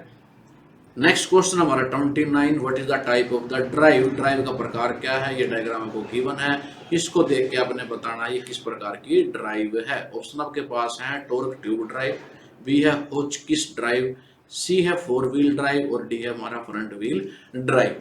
तो भैया इस तरह के दो क्वेश्चन है, एक 29 और एक ये 30। इसमें भी ऐसे दिखा रखा है कि एक बताना कि कौन से प्रकार की ड्राइव है ये। ऑप्शन वही है, torque tube drive, front wheel drive, rear wheel drive, Hotchkiss drive.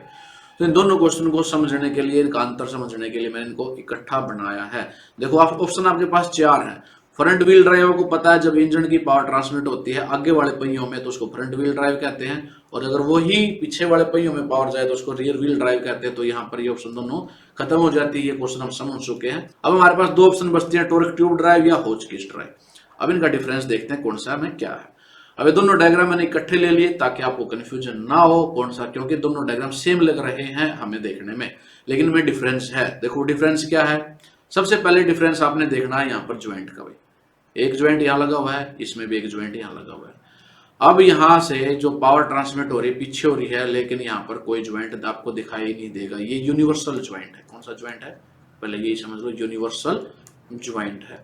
लेकिन यहाँ देखिए आप, यहाँ पर ज्वाइंट लगा हुआ है, यानी कि ये जो ड्राइव है ये हमारी, इसमें यूज होता है एक यूनिवर्सल ज्वाइंट, यहाँ यूज होते हैं 2 यूनिवर्सल ज्वाइंट। दूसरा डिफरेंस है, ये जो पावर ट्रांसमिट हो रही है यहाँ से, ये आप देख सकते हो थोड़ा सा इसका साइज बड़ा है, ये थोड़ी पतली शाफ्ट है, छोटी है। क्यों? क्योंकि ये शाफ्ट सीधी शाफ्ट गई हुई है, लेकिन इसकी जो शाफ्ट है वो एक स्टेशनरी शाफ्ट के, स्टेशनरी ट्यूब के अंदर है। क्या है? स्टेशनरी ट्यूब के अंदर है। वो शाफ्ट अंदर रोटेट कर रही है, लेकिन जो बाहर की ट्यूब है वो क्या है? स्टेशनरी है। तो इस ट्यूब की वजह से ही इसको क्या बोलते हैं? इसको बोलते हैं हम टॉर्क ट्यूब ड्राइव। इसमें कोई ट्यूब नहीं होती, सिर्फ शाफ्ट होती है और 2 यूनिवर्सल ज्वाइंट होते हैं। इसको हम बोलते हैं होचकिस ड्राइव। तो इसको आपने याद रखना है, ये होचकिस ड्राइव है और ये हमारी टॉर्क ट्यूब है। टॉर्क ट्यूब में टॉर्क का जो साइज है थोड़ा बड़ा है, क्योंकि जो शाफ्ट है वो ट्यूब के अंदर है, यहाँ पर ट्यूब के अंदर नहीं है। दूसरा डिफरेंस है, यहाँ पर एक यूनिवर्सल ज्वाइंट है, यहाँ पर दोनों साइड यूनिवर्सल ज्वाइंट लगे होते हैं। तो देख लेते हैं 29, what is the type of the drive. अब आप देख सकते हो यहाँ पर एक यूनिवर्सल ज्वाइंट है और ये ट्यूब बाहर है, अंदर इसके शाफ्ट है, तो कौन सा हो जाएगा? ये टॉर्क ट्यूब ड्राइव। तो इस क्वेश्चन का आंसर क्या हो जाएगा? हमारा ए हो जाएगा। नेक्स्ट है ये 30 question, what is the name of the drive. यहाँ पर खाली शाफ्ट है और यूनिवर्सल ज्वाइंट हमारे 2 लगे हुए हैं, तो इसको हम बोलेंगे होचकिस ड्राइव। इस क्वेश्चन का आंसर क्या हो जाएगा? हमारा डी हो जाएगा। उम्मीद है कि आपको दोनों क्वेश्चनों का डिफरेंस पता लग गया होगा। Question number 31, which type of joint permit small diffraction angle and the linear vibration. कौन से प्रकार का जोड़ छोटे विवर्तन कोण और रैखिक परिवर्तन की अनुमति देता है। ऑप्शन आपके पास है फ्लेक्सिबल डिस्क, बी है डबल ज्वाइंट, सी है पोर्ट ज्वाइंट और डी है ट्राइपोर्ट ज्वाइंट। एक्चुअली ये सारे के सारे ज्वाइंट हमारे कहलाते हैं कांस्टेंट वेलोसिटी रेशियो ज्वाइंट, और ये सारे के सारे कुछ ना कुछ डिफ्रैक्शन एंगल और लिनियर वेरिएशन को परमिट करते हैं। लेकिन यहाँ पूछा गया है स्मॉल, यानी कि जो बहुत कम डिफ्रैक्शन एंगल और लिनियर वेरिएशन को परमिट करता है, अलाउ करता है, वो कौन सा होगा। तो याद रखना है वो होगा फ्लेक्सिबल डिस्क। फ्लेक्सिबल डिस्क का प्रयोग करते हैं हम जब हमें स्मॉल डिफ्रैक्शन एंगल को परमिट करना है। डिफ्रैक्शन एंगल वो एंगल होता है अगर 2 चीजें ज्वाइन कर रखी हैं किसी ज्वाइंट से, अगर उनमें कोई एंगल में बैंड आ जाए, तो एक लिमिट अमाउंट तक अगर वो बैंड रहता है किसी एक लिमिट एंगल तक, तो भी जो वो ज्वाइंट अपना काम इफेक्टिवली करते रहेंगे, अच्छे तरीके से वो करते रहेंगे। तो ज्यादा डिफ्रैक्शन एंगल की जरूरत पड़ती है तो डबल ज्वाइंट यूज करते हैं। ट्राइपोड का आपने देखा था कि 23 या 26 डिग्री तक हम इसको अभी यूज कर सकते हैं, ऐसे ही पोर्ट ज्वाइंट भी होता है 22 डिग्री तक। लेकिन यहाँ कम की बात करें, स्मॉल डिफ्रैक्शन एंगल की बात करें, तो वहां यूज करते हैं फ्लेक्सिबल डिस्क। आपने याद रखना है। इस क्वेश्चन का आंसर क्या है? ये है।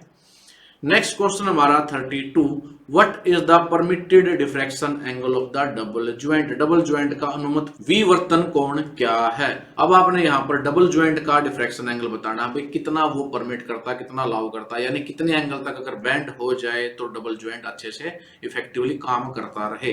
ए ऑप्शन है 50 डिग्री, बी ऑप्शन है 62 डिग्री, सी ऑप्शन है 58 डिग्री और डी है हमारी 72 डिग्री। तो जो हमारा डबल ज्वाइंट है इस प्रकार से दिखता है। ये पिक्चर मैंने आपको समझाने के लिए ली है।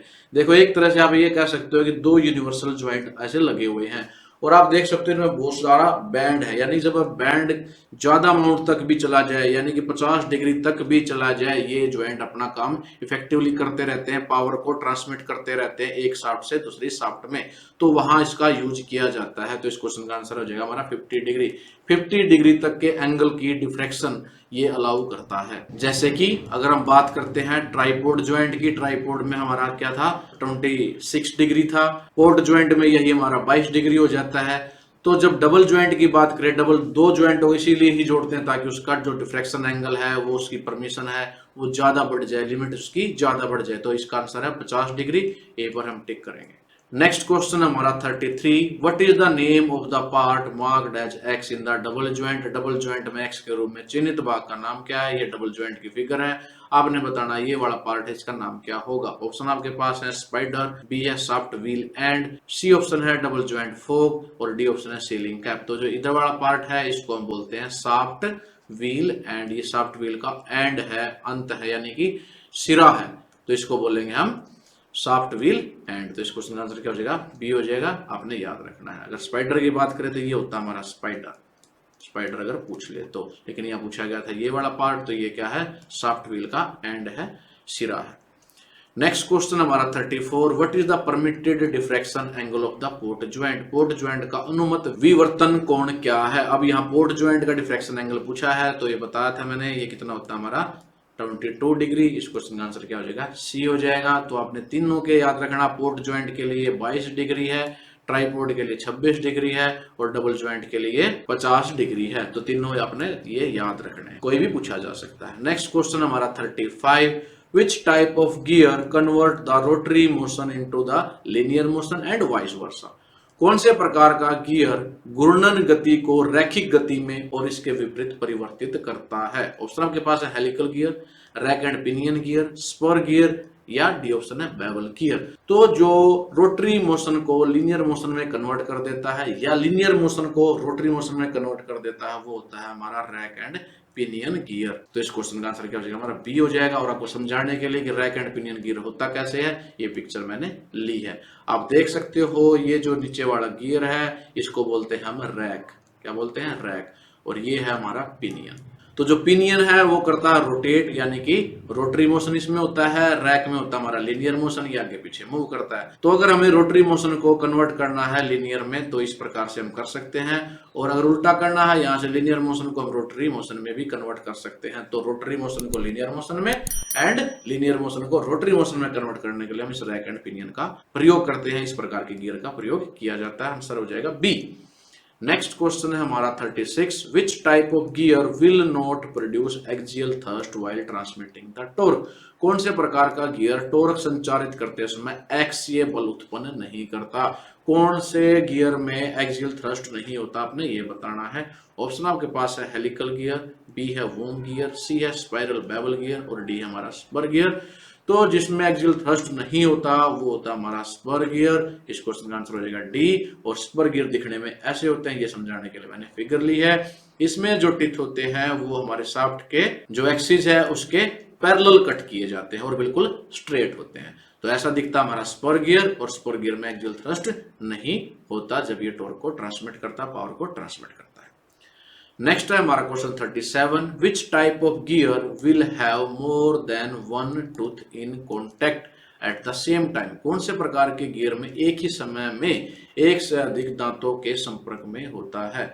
आपने बताना है कौन सा गियर है जब वो पावर ट्रांसमिट करता है, मोशन को ट्रांसमिट करता है, तो उसके जो टूथ हैं एक से ज्यादा एक दूसरे के कॉन्टेक्ट में होते हैं। ऑप्शन आपके पास है स्पर गियर, बी है रैक एंड पिनियन गियर, सी है हेलिकल गियर और डी है हमारा स्पर बेवल गियर। तो इसमें एक से ज्यादा टूथ कॉन्टेक्ट में होते हैं ड्यूरिंग ट्रांसमिशन, तो वो होता है हमारा हेलिकल गियर। इस क्वेश्चन का आंसर हो जाएगा हमारा सी। और समझाने के लिए मैंने आपको ये पिक्चर दी है बेवल गियर की। आप देख सकते हो जो बेवल गियर में ये जो टिथ है, एक तो ये हमारी शाफ्ट की एक्सिस के पैरेलल बिल्कुल भी नहीं है, एक एंगल पर काटे जाते हैं। स्पर गियर में बिल्कुल पैरेलल होते हैं, लेकिन हेलिकल गियर में क्या होते हैं, वो किसी एंगल पर होते हैं। अब यहां से देखो, आप देख सकते हो जब ये पावर ट्रांसमिट करता है तो एक दो तीन टिथ हमारे जो हैं वो एक दूसरे के कांटेक्ट में हैं। तो यही पूछा गया था कि जब पावर ट्रांसमिट करता है, जब वर्किंग में होता है, तो एक से ज्यादा टूथ कौन से गियर में कांटेक्ट में होते हैं, तो वो होते हैं हमारे हेलिकल गियर में। तो इसका आंसर हो जाएगा हेलिकल गियर, सी पर हम टिक। नेक्स्ट क्वेश्चन हमारा 38, which type of gear teeth are straight and parallel to the gear axis. कौन से प्रकार के गियर दांत सीधे और गियर दूरी के समानांतर होते हैं, ये बात हम कर ही चुके हैं। कौन से गियर में जो टिथ हैं वो स्ट्रेट भी होते हैं और पैरेलल होते हैं हमारे शाफ्ट के या गियर एक्सिस के, तो वो होता है हमारा स्पर गियर। ये डिस्कस कर चुके हैं, दिखने में ये ऐसे होते हैं, ये हम पीछे भी देख चुके हैं। तो इस क्वेश्चन का आंसर हो जाएगा हमारा स्पर गियर। स्पर गियर में हमारे जो टिथ हैं वो स्ट्रेट होते हैं और पैरेलल होते हैं किसके, गियर एक्सिस के या शाफ्ट एक्सिस के। नेक्स्ट क्वेश्चन हमारा 39, which type of seal allows a controlled amount of fluid leakage to the lubricant moving part.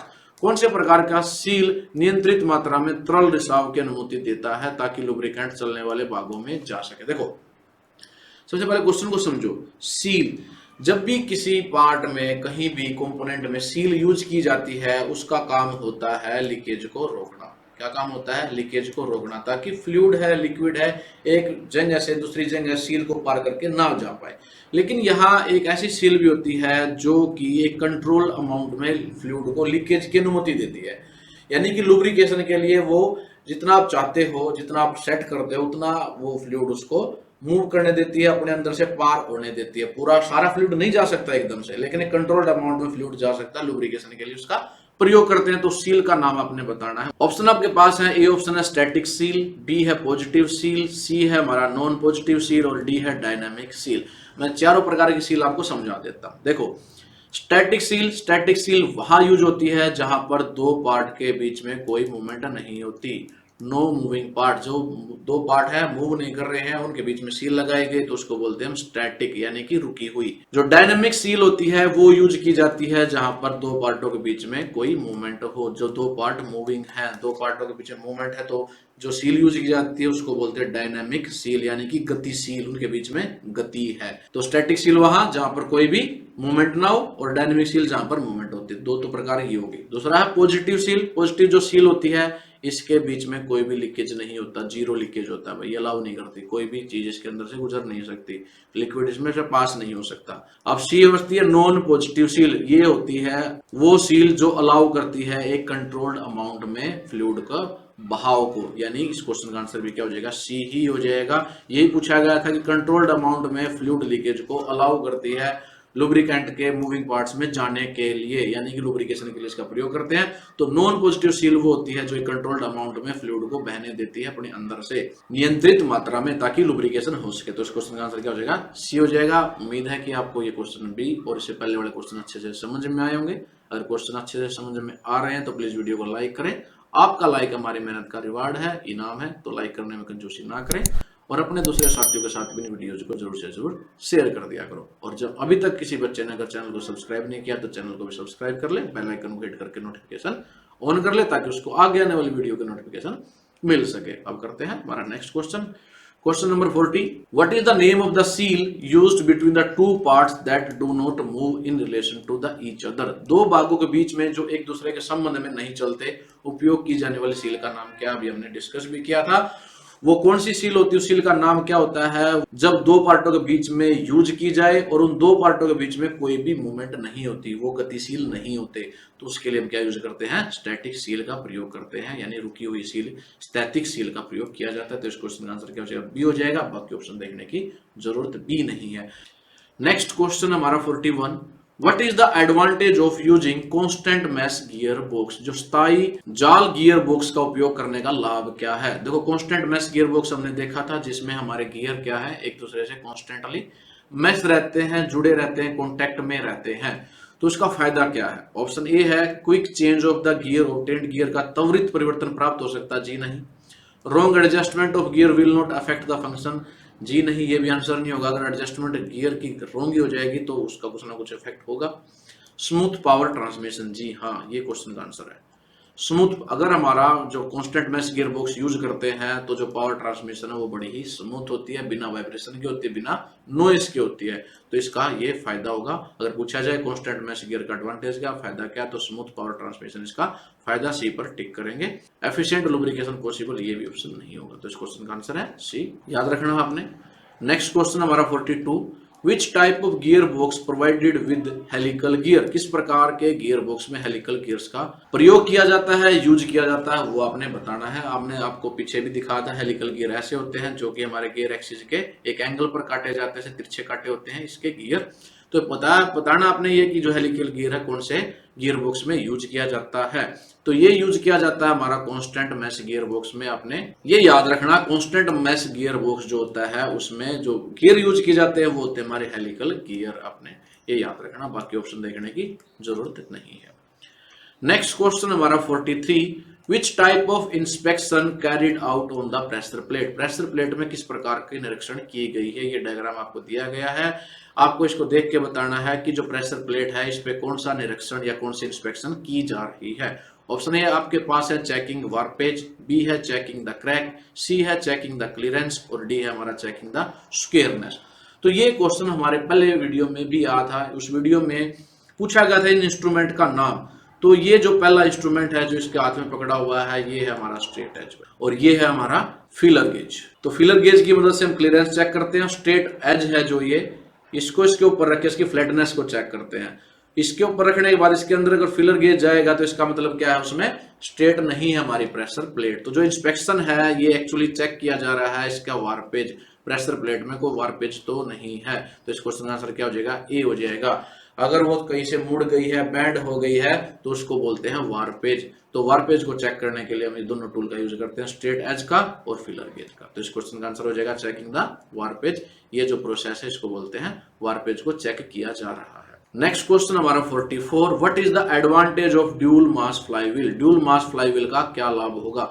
देखो एक फ्लाईव्हील में सिंगल मास का प्रयोग करते हैं तो उसको फ्लाईव्हील बोलते हैं सिंगल मास, और अगर वो ही ड्यूल मास यानी कि दो मास का प्रयोग करें, दो वजन का प्रयोग करें तो उसको बोलते हैं ड्यूल मास फ्लाईव्हील। इसको शॉर्ट में DMF भी कह सकते हैं और सिंगल मास को SMF भी कह सकते हैं। तो यहाँ बताना ड्यूल मास फ्लाईव्हील का प्रयोग करने का फायदा क्या होगा। ऑप्शन आपके पास है prevent wrong clutch engagement, B है reduction of gear box and body noises, C है transmit the torque with the less effort और डी है reduce the possibility of the clutch slip.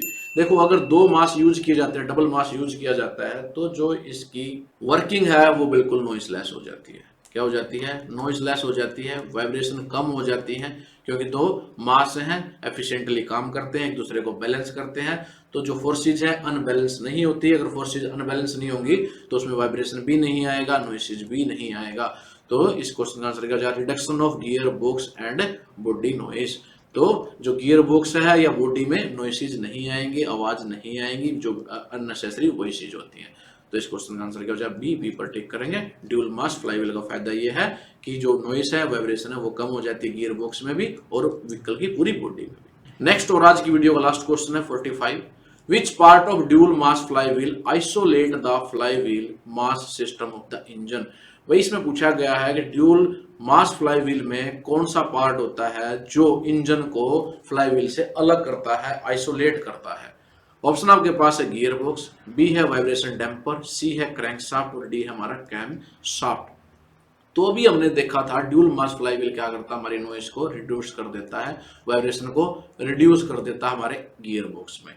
तो ये किस वजह से होती है या क्या चीज हम बीच में लगाते हैं जो इंजन को और इसको फ्लाईव्हील को अलग करता है, आइसोलेट करता है। तो उसके लिए हम यूज करते हैं भाई वाइब्रेशन डैम्पर। वाइब्रेशन डैम्पर भी वाइब्रेशन को कम ही करता है। तो वाइब्रेशन डैम्पर इंजन के और फ्लाईव्हील के बीच में प्रयोग करते हैं जो एक दूसरे को इनको अलग करता है। तो इस क्वेश्चन का आंसर क्या हो जाएगा, बी हो जाएगा। बी पर हम टिक करेंगे इस क्वेश्चन के। Next question 46, which is the noise free clutch. कौन सी शोर मुक्त क्लच है, यानी कि अलग अलग टाइप की क्लच आपने देखी थी। तो उन क्लच में नॉइस फ्री यानी कि जिसमें कोई आवाज नहीं होती वो कौन सी होती है। ऑप्शन आपके पास है सिंगल प्लेट क्लच, बी है diaphragm spring type clutch, C है मल्टीप्लेट क्लच और डी है डॉग क्लच। ये चारों तरह की क्लच के डायग्राम आप देख चुके हैं पिछले जो वीडियोज हैं उनमें। तो यहाँ पूछा गया नॉइस फ्री।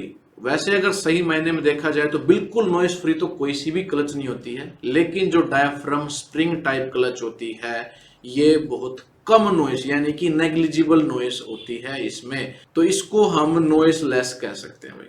ये नॉइस लेस क्लच होती है डायाफ्राम स्प्रिंग टाइप क्लच, क्योंकि इसमें कोई मूविंग पार्ट नहीं होता, लीवर नहीं होता। इसमें जो स्प्रिंग है वो डायाफ्राम स्प्रिंग होता है, यानी कि हेलिकल टाइप स्प्रिंग इसमें यूज नहीं होता और मूविंग पार्ट ना होने की वजह से ये बिल्कुल नॉइसलेस ऑपरेशन होता है। तो इस क्वेश्चन का आंसर क्या हो जाएगा, हमारा बी हो जाएगा। बी पर टिक। नेक्स्ट क्वेश्चन हमारा 47, what is the advantage of the dog clutch. Dog clutch का क्या लाभ है। ऑप्शन आपके पास है नो पॉसिबिलिटी ऑफ स्लिप, फिसलने की कोई संभावना नहीं है। बी ऑप्शन है मोर फ्रिक्शनल एरिया, इसमें अधिक घर्षण क्षेत्र होता है। C option less pedal force to operate करने में हमें फोर्स कम लगानी पड़ती है। डी ऑप्शन है इजी मेंटेनेंस एंड रिपेयर, आसान रख रखाव और मरम्मत। देखो आपको समझाने के लिए मैंने एक फिगर ली है, ये होती है डॉग क्लच भाई। ये जो पहले पिक्चर है इसमें आप देख सकते हो ये डॉग क्लच में टिथ है ऐसे हुए, ये टिथ है और ये इधर भी टिथ है। तो अभी ये जो पोजीशन है डिसंगेज है, यानी कि दूर दूर है दोनों क्लच। जब आप इसको अंगेज कर दोगे एक दूसरे में फिट ऐसे हो जाएंगे भाई। ये जो टूथ थे वो एक दूसरे में क्या हो गए, फिट हो गए। इन टूथ की वजह से ही जो टूथ है इनको डॉग क्लच कहा जाता है। तो इनको टूथ कह सकते हैं हम या डॉग कह सकते हैं, तो इसी की वजह से इसको डॉग क्लच कहा जाता है। तो आप देख सकते हो जब अंगेज होता है तो एक दूसरे में कैसे फिट हो चुकी है। तो ऐसे फिट होने की वजह से जब ये शाफ्ट रोटेट करेंगी तो इनके बीच में कोई भी स्लिपेज हो नहीं सकता, ये स्लिप नहीं करेंगी। तो इसका आंसर भी यही हो जाएगा, नो पॉसिबिलिटी ऑफ स्लिप, फिसलने की कोई संभावना नहीं है। जब एक दूसरे में फिट इस प्रकार से हो जाती है तो ये फिसल नहीं सकती। तो यही इसका एडवांटेज भी है डॉग क्लच का, नो पॉसिबिलिटी ऑफ स्लिप, फिसलने की कोई संभावना नहीं। तो इस क्वेश्चन का आंसर क्या हो जाएगा, ए हो जाएगा, ए पर टिक करेंगे। नेक्स्ट क्वेश्चन है 48, विच type of clutch provide more frictional area and simple in the construction. कौन सी क्लच अधिक घर्षण क्षेत्र प्रदान करती है और निर्माण में भी सरल है, बनाने में भी आसान है। ऑप्शन आपके पास वही है, डायाफ्राम स्प्रिंग टाइप क्लच, कोन क्लच, डॉग क्लच और मल्टीप्लेट क्लच। तो जो कोन क्लच होती है भाई, इस क्वेश्चन का आंसर ये है कोन क्लच, बी पे टिक करें। जो कोन क्लच है समझाने के लिए मैंने आपको डायग्राम भी दिया गया, बताया था कोन क्लच में जो शेप होती है हमारी क्लच प्लेट की वो ऐसे कोन की शेप में होती है। तो इस वजह से देखो आप यहाँ देख भी सकते हो ये फ्रिक्शन लाइनिंग है, ये जो है ये फ्रिक्शन लाइनिंग है और ये शेप इसकी कैसी है, कोण के टाइप की। इसको बोलते हैं फीमेल ड्रम और इधर वाले पार्ट को बोलते हैं मेल ड्रम, एक दूसरे से एंगेज हो जाए। तो ये जो एरिया है इसमें ज्यादा प्रोवाइड किया जाता है, जो फ्रिक्शनल एरिया है जहां पर लाइनिंग ज्यादा होती है तो कोण क्लच में ये ज्यादा होता है फ्लैट की बजाय, और बनाने में भी ये आसान होती है, कंस्ट्रक्शन में भी ये सिंपल होती है। तो इस क्वेश्चन का आंसर क्या हो जाएगा, कोण क्लच, बी पर हम टिक करेंगे, याद रखना है। नेक्स्ट क्वेश्चन हमारा 49, what is the advantage of using single plate hydraulic clutch. जो सिंगल प्लेट हाइड्रोलिक क्लच है उसको यूज करने का क्या लाभ है, क्या फायदा है। ऑप्शन आपके पास है, minimize the force to operate the clutch, clutch को संचालित करने में हमें बल कम लगाना पड़ता है। बी है, इफेक्टिव फ्रिक्शनल फोर्स ऑब्टेन्ड, प्रभावी घर्षण बल प्राप्त होता है। सी है, reduce the wear on the clutch plate का वियर कम होता है, घिसाव कम होता है। डी है, इजी रिपेयर एंड मेंटेनेंस, आसान मरम्मत और रख रखाव होता है। तो जो सिंगल प्लेट हाइड्रोलिक क्लच हमने बताया था उसमें क्या करते हैं, हम केवल एक ही प्लेट, सिंगल प्लेट का प्रयोग करते हैं। क्लच प्लेट इसमें क्या होती है, एक ही होती है, ऐसे सामने इसके प्रेशर प्लेट होती है। तो एक प्लेट होने की वजह से जो इसको ऑपरेट करने में जो फोर्स लगानी पड़ती है वो क्या लगानी पड़ती है, कम लगानी पड़ती है। तो इसका जो एडवांटेज है यही है, minimize the force to operate the clutch, clutch को ऑपरेट करने में, संचालित करने में हमें जो फोर्स लगानी पड़ती है उसको प्रेस करने में, क्लच के जो पेडल आपने देखा होगा गाड़ियों में, उस पेडल को प्रेस करने में हमें कम फोर्स लगानी पड़ती है और इसको आसानी से ऑपरेट किया जा सकता है। तो ये सिंगल प्लेट हाइड्रोलिक क्लच का फायदा होता है। इस क्वेश्चन के लिए हम टिक करेंगे ए पर। नेक्स्ट क्वेश्चन हमारा 50, what is the name of the part marked as X in the clutch plate. Clutch plate में एक्स के रूप में चिन्हित भाग का नाम बताओ। ये डायग्राम आपको दिया गया है भाई क्वेश्चन में और ये पूछा गया है ये जो है ये क्या है, इसका नाम आपने बताना है। आपको समझाने के लिए मैंने डायग्राम लिया है क्योंकि इसमें साफ दिखाई भी नहीं दे रहा। देखो क्लच प्लेट एक्चुअल में ऐसे दिखती है, तो ये जो बीच में है स्प्रिंग टाइप के, इसका नाम आपने बताना है। दिख रहे हो ना ऐसे ये सर्कुलर टाइप के। ऑप्शन आपके पास है डैम्पर स्प्रिंग, बी है क्लच लाइनिंग, सी है टॉर्क प्लेट और डी है रिवेट्स। देखो तो ये स्प्रिंग है तो इसको हम बोलते हैं डैम्पर स्प्रिंग भाई। इस क्वेश्चन का आंसर क्या हो जाएगा हमारा, ये हो जाएगा। ए पर टिक करेंगे। इनका काम क्या होता है स्प्रिंग का, जब हमारी जो क्लच प्लेट है एंगेज और डिसएंगेज होती है तो उस दौरान इसमें कोई वाइब्रेशन ना हो, कोई झटका ना लगे, तो झटके को एब्जॉर्ब करने के लिए, उन वाइब्रेशन को एब्जॉर्ब करने के लिए डैम्पर स्प्रिंग का यूज किया जाता है क्लच में। तो ये हमारा क्या है, डैम्पर स्प्रिंग। ये जो यहाँ पर लगे हुए हैं छोटे छोटे, ये है रिविट, तो रिविट इसका आंसर नहीं हो सकता था। टॉर्क प्लेट ये पीछे है, ये भी आंसर नहीं था। क्लच लाइनिंग उसके ऊपर होती है, यहाँ पर इसके ऊपर प्रोवाइड की जाती है, तो ये क्लच लाइनिंग भी इसका आंसर नहीं था। तो ये जो पार्ट है ये क्या कहलाता है, डैम्पर स्प्रिंग कहलाता है। और ये हमारे टॉर्जनल वाइब्रेशन को और जो शॉक होते हैं, झटके होते हैं जब एंगेज करते हैं क्लच को और डिसएंगेज करते हैं उनको कम करती है, रिड्यूस कर देती है। नेक्स्ट क्वेश्चन है 51, what is the name of the part marked as X in the single plate clutch. जो सिंगल प्लेट क्लच का जो डायग्राम दिया गया है ये एक्स जिसको मार्क कर रखा है, आपने बताना इस पार्ट का नाम क्या है। ऑप्शन आपके पास है क्लच प्लेट हब, बी है गियर बॉक्स ड्राइव शाफ्ट, सी है फ्लाई व्हील, डी है हमारी प्रेशर प्लेट। तो जो ये पार्ट है, ये देखो इधर वाली शाफ्ट से जुड़ा हुआ है, ये शाफ्ट कहलाएगी क्रैंक शाफ्ट। क्या है ये? क्रैंक शाफ्ट है या इंजन शाफ्ट भी कह सकते हैं। इससे जुड़ा हुआ है, इस पार्ट का नाम होता है फ्लाई व्हील। तो ये क्या हमारा फ्लाई व्हील है। इस क्वेश्चन का आंसर क्या हो जाएगा? Fly wheel. इसको आपने याद रखना। नेक्स्ट क्वेश्चन है 52, what is the main feature of the hydraulic actuated clutch? Hydraulic सक्रिय क्लच की मुख्य विशेषता क्या भाई? जो क्लच हमारी हाइड्रोलिक सिस्टम पे काम करती है, यानी कि किसी फ्लूइड्स पर काम करती है, वर्क करती है, उसकी खासियत क्या है, क्या मुख्य विशेषता? ऑप्शन क्या है? Pedal effort transmitted through the linkage, link के माध्यम से पैडल का प्रयास संचारित किया जाता है। जी नहीं, लिंकेज की मदद से नहीं किया जाता।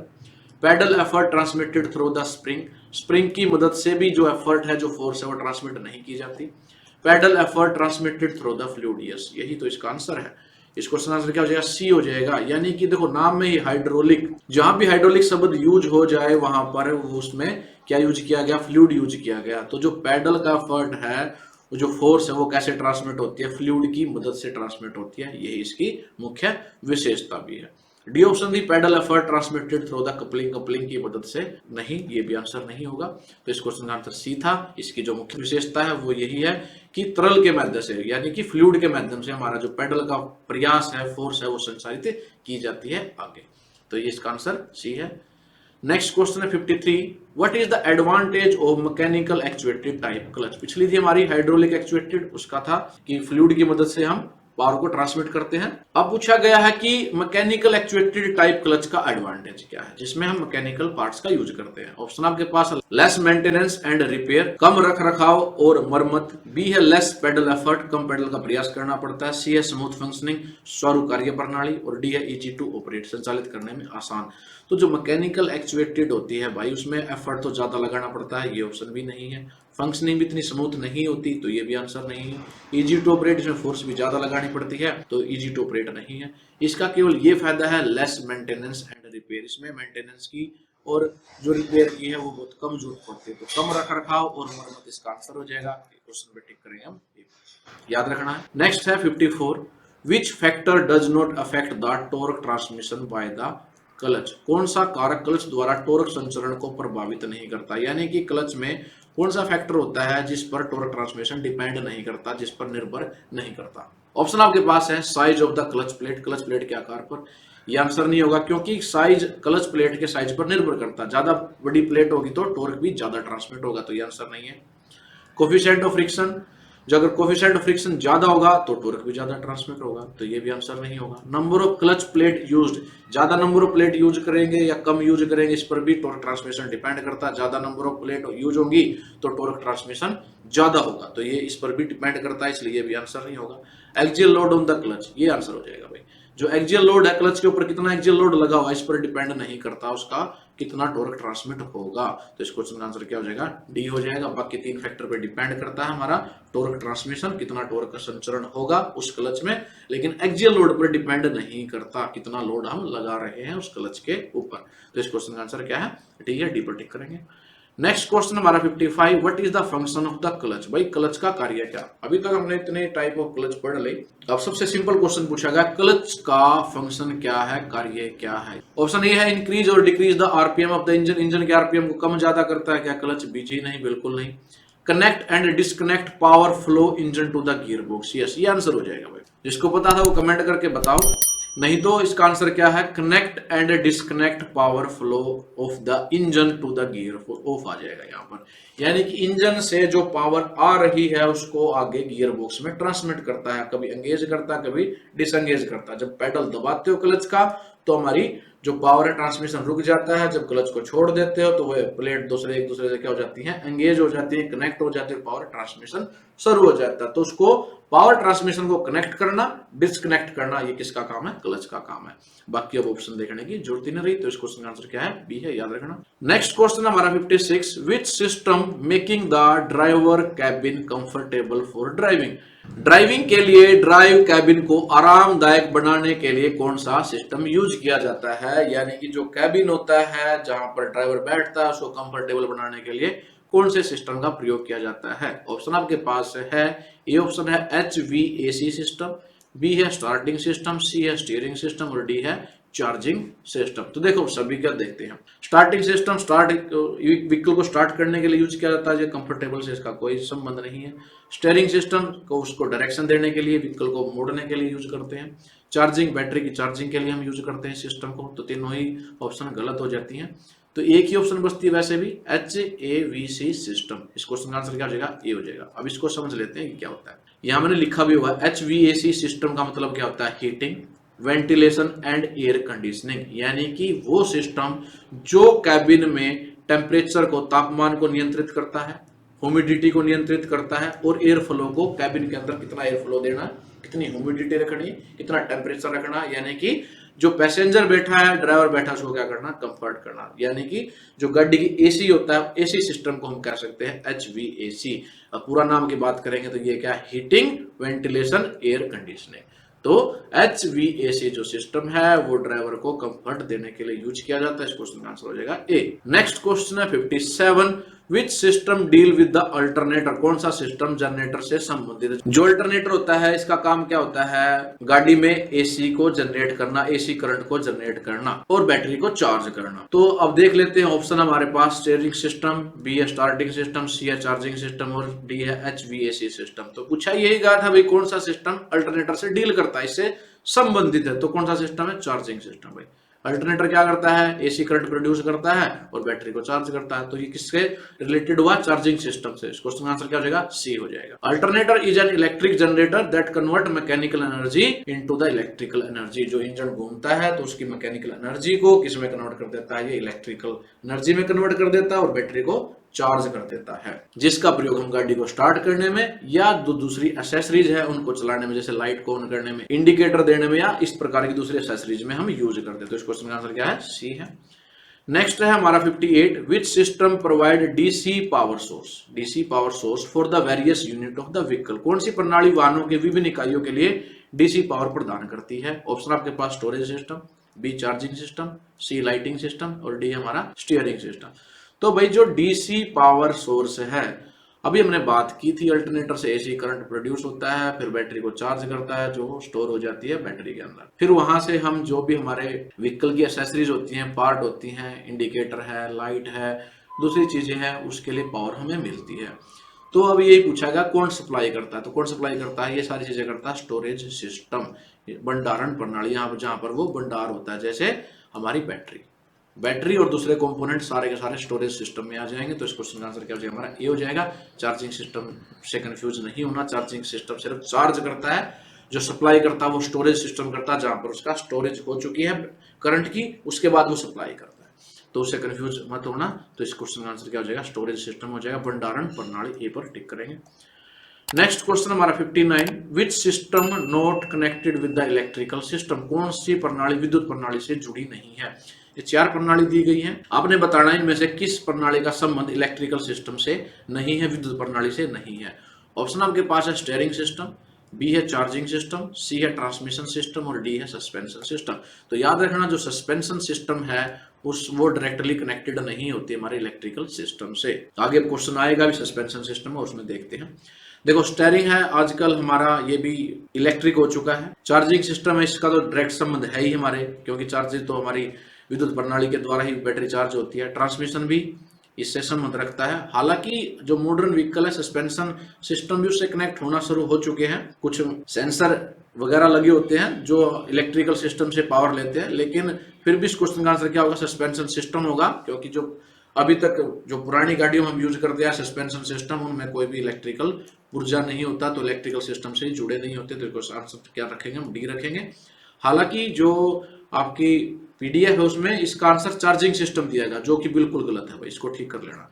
चार्जिंग सिस्टम का समझ बिल्कुल ही सीधा इलेक्ट्रिकल सिस्टम से, इसके बिना तो चार्ज का कोई मतलब ही नहीं है। तो बैटरी को चार्ज करने के लिए उसमें इलेक्ट्रिसिटी की जरूरत पड़ती है, तो ये आंसर नहीं हो सकता। इस क्वेश्चन का आंसर हमारा डी होगा। डी पे टिक करेंगे, याद रखना। लास्ट क्वेश्चन हमारा आज की वीडियो का 60, which type of system is to isolate the vehicle body from the road shock and the vibration? वाहन के शरीर को सड़क के झटके और कंपन से अलग करने के लिए किस प्रकार की प्रणाली का प्रयोग करते हैं? बहुत आसान क्वेश्चन है। देखो अगर हमारे व्हीकल में ये सिस्टम ना हो, कौन सा? सस्पेंशन सिस्टम ना हो, तो जब गड्ढे आते हैं तो जो झटके होते हैं वो सारे के सारे हमारे हमारी कार की बॉडी में, हमारे व्हीकल की बॉडी में ट्रांसमिट हो जाएंगे, और जो अंदर बैठे होंगे, सवारियां बैठे होंगे, पैसेंजर बैठा होगा, ड्राइवर बैठा होगा, उसको बहुत जोर के झटके लगेंगे। तो उन झटकों को, यही तो पूछा गया, रोड के जो झटके हैं, जो वाइब्रेशन, उनको दूर कर देता है, आइसोलेट कर देता है, अलग कर देता है, वो कौन सा सिस्टम है? तो वो कौन सा है? सस्पेंशन सिस्टम है। इसको आपने याद रखना है। ये बहुत आसान क्वेश्चन था, आपको पता भी होगा, बी। और सस्पेंशन सिस्टम ऐसे दिखता है, सस्पेंशन सिस्टम है जैसे कि हमारा स्प्रिंग है, डैम्पर है, बॉल ज्वाइंट है, ये इस तरह के जो पूरे इनको मिलाकर क्या बनता है कि पूरा सस्पेंशन सिस्टम बनता है। और यही क्वेश्चन का आंसर है। और आप देख सकते हो ये सस्पेंशन सिस्टम है, इसका इलेक्ट्रिकल सिस्टम से कोई संबंध नहीं होता, इसमें ऐसा कोई पुर्जा नहीं होता जो बिजली से चलता है या जिसमें इलेक्ट्रिसिटी की जरूरत पड़े। तो पिछला जो क्वेश्चन था उसमें ये, इसलिए आंसर हमने सस्पेंशन सिस्टम कर दिया था। तो इस क्वेश्चन 60 क्वेश्चन के लिए तो जो हमें झटकों से बचाता है वो होता हमारा suspension system. Next question, question number 61, which part of heavy vehicle deal with the static and dynamic loads without deflection and distortion. देखो क्वेश्चन में पूछा गया जो भारी वाहन है उसका कौन सा भाग स्थिर और गतिशील लोड को बिना विकृति या विरूपण के संभालता है। यानी वो कौन सा पार्ट है भाई व्हीकल का, जो भी आपके लोड आते हैं, चाहे वो स्टैटिक लोड है चाहे डायनेमिक यानी कि चेंज होने वाले लोड है, वो सहन कर लेता है बिना विकृति के, बिना मुड़े, बिना टूटे और बिना विरूपण के, अपनी शेप को चेंज किए बिना सहन कर लेता है, उन लोड से डील करता है, उसको क्या कहते हैं? ऑप्शन ए है आपके पास इंजन, बी है पावर ट्रेन, सी है कंट्रोल सिस्टम, डी है चेसिस एंड फ्रेम। बहुत आसान क्वेश्चन था। जो चेसिस एंड फ्रेम होता है वो डील करता है सभी प्रकार के लोड से व्हीकल में। इस क्वेश्चन का आंसर क्या हो जाएगा? डी हो जाएगा। समझाने के लिए मैंने एक डायग्राम लिया है, ये होती है भाई चेसी और फ्रेम। ये स्ट्रक्चर होता है जिसके ऊपर पूरा व्हीकल खड़ा होता है। सारे जो भी लोड होंगे, चाहे वो स्टैटिक लोड है चाहे डायनेमिक लोड है, ये बिना डिफ्लेक्शन के, बिना मुड़े तुड़े या अपनी शेप को चेंज किए बिना ये सारे लोड सहन करता है, उनके साथ डील करता है। तो चेसिस एंड फ्रेम इस क्वेश्चन का आंसर हो जाएगा। नेक्स्ट क्वेश्चन हमारा 62, which way the steering system increase the tyre life. Steering system tyre की उम्र को किस तरह से बढ़ा देता है या बढ़ाता है? ऑप्शन ए है bye maintaining the proper angle between the tyre, टायरों के बीच में उचित कोण बनाकर। बी है प्रोवाइडिंग द एडिक्वेट लुब्रिकेशन देकर। सी है by applying the grease on the steering control पे ग्रीस लगाकर। डी है providing the proper brake adjustment, भाई प्रॉपर ब्रेक एडजस्टमेंट प्रदान करके।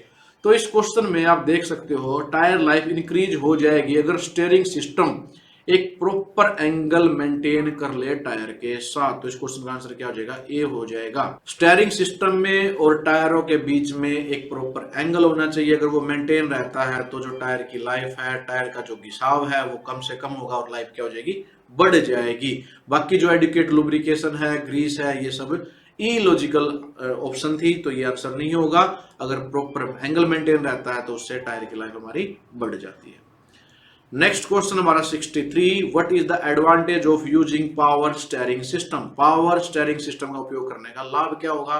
ये भी आपको पता ही होगा, क्योंकि आजकल जितनी गाड़ियां हैं सभी में पावर स्टीयरिंग आता है। पहले जब पावर स्टीयरिंग नहीं होता था तो आपको व्हीकल को स्टीयर करने के लिए, डायरेक्शन चेंज करने के लिए जो स्टीयरिंग व्हील होता है उस पर ज्यादा जोर लगाना पड़ता था, तब जाके हमारा जो व्हीकल होता है वो कंट्रोल होता था, उसकी डायरेक्शन चेंज होती है, स्पेशली ट्रैक्टर के केस में। लेकिन आजकल तो जो ट्रैक्टर है उनमें भी क्या आ गया?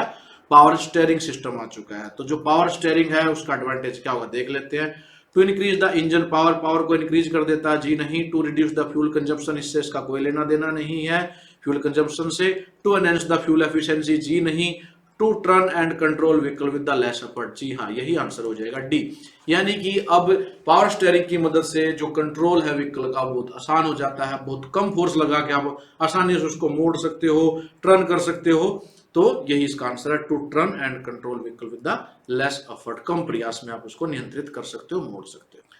नेक्स्ट है question number 64, what is the function of steering system. Steering system का कार्य क्या होता है? बहुत आसान क्वेश्चन। देखो आपको समझाने के लिए भाई स्टीयरिंग सिस्टम होता है क्या, मैंने एक डायग्राम लिया है, ये कार है, ये स्टीयरिंग सिस्टम है। स्टीयरिंग सिस्टम ये पूरा यहां तक पूरा स्टीयरिंग सिस्टम ही है। इसमें स्टीयरिंग व्हील भी आ जाता है, स्टीयरिंग कॉलम भी आ जाता है, ये जो इंटरमीडिएट शाफ्ट है ये भी है, रैक एंड पिनियन सब कुछ। यानी कि जब आप यहां से रोटेट करते हो भाई, जब व्हील को रोटेट करते हो, ऐसे रोटेट करते हो, तो उसको किस में कन्वर्ट कर देता है? लेटरल मोमेंट में कन्वर्ट कर देता है उस रोटेशनल मोशन को। तो यही पूछा गया है कि कार्य क्या है स्टीयरिंग सिस्टम में, देख लेते हैं। To control the braking system, braking system को नियंत्रित करना, जी नहीं। टू इंक्रीज द इंजन की आरपीएम, जी नहीं। To guide the vehicle. Yes, क्या करता है भाई, ये गाइड करता है व्हीकल को, कंट्रोल करता है, डायरेक्शन देता है किस डायरेक्शन में व्हीकल को जाना है, वाहन को मार्गदर्शित करता है कौन, स्टीयरिंग सिस्टम। तो इस क्वेश्चन का आंसर क्या हो जाएगा, सी हो जाएगा। To control the fuel system, ये भी नहीं होगा। तो कंट्रोल करने के लिए व्हीकल को हम जो यूज करते हैं उस सिस्टम को क्या बोलते हैं, स्टीयरिंग सिस्टम। नेक्स्ट क्वेश्चन है 65, what is the role of ABS brake. आजकल की गाड़ियों में एबीएस ब्रेक यूज करते हैं, तो एबीएस ब्रेक का कार्य क्या है। ऑप्शन ए है आपका प्रोवाइड पॉजिटिव ब्रेकिंग, सकारात्मक ब्रेकिंग प्रदान करना। बी है इंक्रीज द फ्रिक्शनल पावर, घर्षण शक्ति को बढ़ाना। सी है prevent the skidding of the vehicle, वाहनों के फिसलने से रोकना। डी है reduce the brake failure, brake विफलताओं को कम करना। तो सबसे पहले समझ लेते हैं एबीएस क्या होता है, मैंने यहाँ पर लिख भी दिया है। The primary role of ABS, ABS की फुल फॉर्म होगी एंटी लॉक ब्रेकिंग सिस्टम। क्या होगी, एंटी लॉक ब्रेकिंग सिस्टम। कहीं कहीं ये फुल फॉर्म भी पूछी जा सकती है, तो ये भी याद रखना, एंटी लॉक ब्रेकिंग सिस्टम। इसका काम होता है is to prevent wheel from the locking up during the braking. जब आप ब्रेक लगाते हो तो जो ब्रेकिंग सिस्टम है व्हील में लॉक ना हो जाए, उसमें फंस ना जाए, उसको बचाने के लिए एबीएस का प्रयोग किया जाता है। इससे जो स्टीयरिंग कंट्रोल वो आसान हो जाता है और व्हीकल की जो स्कीडिंग है, फिसलना है, वो फिसलता नहीं है। जब भी कोई इमरजेंसी सिचुएशन हो जाती है, अगर आपको एकदम से ब्रेक लगाने पड़ जाए जोर से किसी इमरजेंसी सिचुएशन में, तो पहले क्या होता था, जो ब्रेकिंग सिस्टम है वो व्हील में क्या हो जाता था, लॉक हो जाता था और वो व्हीकल क्या स्कीड हो जाता, फिसल जाता था साइड में। स्पेशली जैसे बर्फ के केस में आपने देखा होगा, पानी अगर सड़क के ऊपर तो भी आपने देखा होगा। लेकिन एबीएस की मदद से वो फिसलाव नहीं होता, वो लॉक उसमें नहीं होने देता। तो ऑप्शन देख लेते हैं, आंसर क्या हो जाएगा, to prevent the skidding of the vehicle, वाहनों के फिसलने से रोक देता है। तो इस क्वेश्चन का आंसर क्या हो जाएगा, सी हो जाएगा। नेक्स्ट क्वेश्चन देखते हैं 66, what is the permitted range of the pedal play observed in the heavy vehicle. बाहरी वाहन में पैडल खेल की अनुमति की दी गई सीमा क्या है। ऑप्शन है 6 से 10 mm, बी है 2 से 4 mm, सी है 15 से 18 mm, डी है 16 से 20 mm। सबसे पहले समझ लेते हैं पैडल प्ले का मतलब क्या है। Pedal play is the amount of movement you can make with the clutch pedal before you feel any resistance और क्लच स्टार्ट टू डिसएंगेज। देखो, जब आप पैडल को दबाते हो क्लच के, तो एक मूवमेंट तक, जब स्टार्टिंग में बिल्कुल थोड़ा सा मूव कराते हो, तो जो क्लच है वो डिसएंगेज नहीं होती, यानी उसका फंक्शन नहीं होता, खाली होता है। क्या होता है, प्ले होता है, यानी वो उसको दबाते रहो, फर्क नहीं पड़ने वाला। तो उसी मूवमेंट को क्या बोलते हैं, प्ले बोलते हैं, उसको कहा जाता है पैडल प्ले। तो कितना परमिट है, कितना अलाउ होता है हैवी व्हीकल में, भारी वाहनों में, याद रखना ये है 6 से 10 mm की इसकी अलाउएबल लिमिट। तो इस क्वेश्चन का आंसर क्या हो जाएगा, ए हो जाएगा। 6 से 10 mm तक पैडल प्ले हो सकता है, कोई दिक्कत नहीं है, परमिटेड है। इससे ज्यादा जो पैडल प्ले है वो ज्यादा नहीं होना चाहिए। तो क्वेश्चन आपको डायरेक्टली ये याद है। नेक्स्ट क्वेश्चन हमारा 67, विच type of drive line used in the high gear and the high speed application. उच्च गियर्स और उच्च गति अनुप्रयोगों में किस प्रकार की ड्राइव लाइन का प्रयोग किया जाता है। यानी कि जब आपको ज्यादा गियर लगाने हैं, बड़े गियर लगाने हैं और स्पीड भी आपको ज्यादा चाहिए, पावर भी ज्यादा चाहिए, टॉर्क भी ज्यादा चाहिए, तो कौन सी ड्राइव लाइन का प्रयोग करते हैं। तो उसके लिए हम करते हैं, याद रखना, ऑल व्हील ड्राइव। इस क्वेश्चन का आंसर क्या हो जाएगा, सी हो जाएगा। मैंने समझाया था अलग अलग तरह की ड्राइव लाइन होती है, जो इंजन है उसकी पावर कहां जा रही है उसके अनुसार ये अलग अलग ड्राइव लाइन होती हैं। अगर वो पीछे वाले पहियों में जाती है तो उसको रियर व्हील ड्राइव कहते हैं, आगे वाले पहियों में जाती है फ्रंट व्हील ड्राइव कहते हैं, अगर चारों पहियों में जाती है तो उसको ऑल व्हील ड्राइव या 4 व्हील ड्राइव कहा जाता है। तो इस क्वेश्चन का आंसर क्या हो जाएगा, हमारा सी हो जाएगा। क्योंकि जब हमें ज्यादा पावर की, ज्यादा स्पीड की, ज्यादा टॉर्क की जरूरत पड़ती है, तो हमारी पावर चारों पहियों में जानी चाहिए, तो वो गाड़ियां ज्यादा जोर लगा सकती है। तो इस क्वेश्चन का आंसर हम सी पर टिक करेंगे। नेक्स्ट क्वेश्चन हमारा 68, विच type of gear box can be operated even by the unskilled driver. कौन से प्रकार का गियर बॉक्स बिना कौशल वाले ड्राइवर द्वारा भी संचालित किया जा सकता है। यानी अगर आपका ड्राइवर अनस्किल्ड है तो कौन से प्रकार का गियर बॉक्स है जिसको वो संचालित कर सकता है। ऑप्शन आपके पास है सिंक्रोमेस गियर बॉक्स, बी है sliding mesh gear box, C है कांस्टेंट मैश गियर बॉक्स और डी है compound wheel mesh gear box. तो जो अनस्किल्ड ड्राइवर है किसको कर सकता है आसानी से संचालित, वो होता है सिंक्रोमेस गियर बॉक्स। इस क्वेश्चन का आंसर क्या हो जाएगा, ये हो जाएगा। मैंने बता दो सिंक्रोमेस गियर बॉक्स है उसमें एंगेजमेंट तभी होती है जब दोनों शाफ्ट या दोनों गियर क्या आ जाते हैं, सेम स्पीड पे आ जाते हैं, दोनों सिंक्रोनाइज हो जाते हैं, उनकी स्पीड बराबर हो जाती है, तभी वो एक दूसरे से एंगेज होते हैं।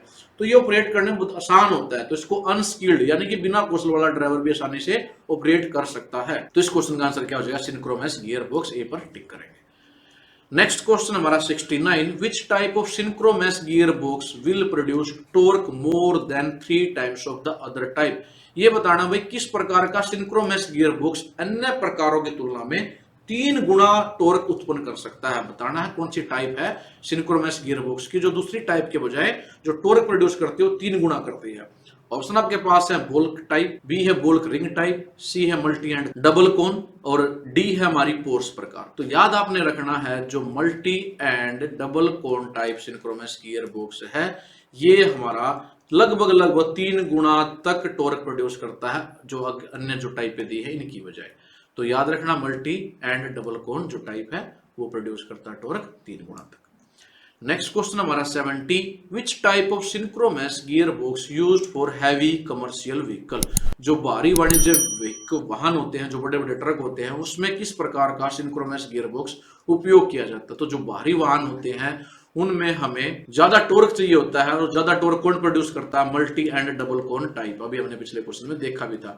तो इस क्वेश्चन का आंसर भी यही हो जाएगा, बी पर हम टिक करेंगे। जो multi and double cone type synchronous gear box होता है वो 3 गुना तक टॉर्क प्रोड्यूस करता है और जो हैवी कमर्शियल व्हीकल होते हैं उसमें हमें ज्यादा टॉर्क की जरूरत होती है तो उसके लिए हम ये गियर बॉक्स यूज करते हैं। नेक्स्ट है हमारा 71, which type of gear will not produce axial thrust but it neutralizes the axial thrust। ये कहता है भी कौन से प्रकार का गियर है जो अक्षीय थ्रस्ट उत्पन्न तो नहीं करता लेकिन अक्षीय थ्रस्ट को निष्प्रभावित जरूर कर देता है। ऑप्शन आपके पास है बेवल गियर, बी है हेरिंग बोन गियर, सी है स्पर गियर और डी है वोम गियर। तो याद रखना जो हेरिंग बोन गियर है वो एक्सियल थ्रस्ट उत्पन्न तो नहीं करता लेकिन जो उत्पन्न होता है उसको न्यूट्रलाइज जरूर कर देता है। और इसको समझाने के लिए मैंने आपको ये डायग्राम दिया है, ये है हमारा हेरिन बोन गियर। इसको हम डबल हेलिकल गियर भी बोलते हैं भाई।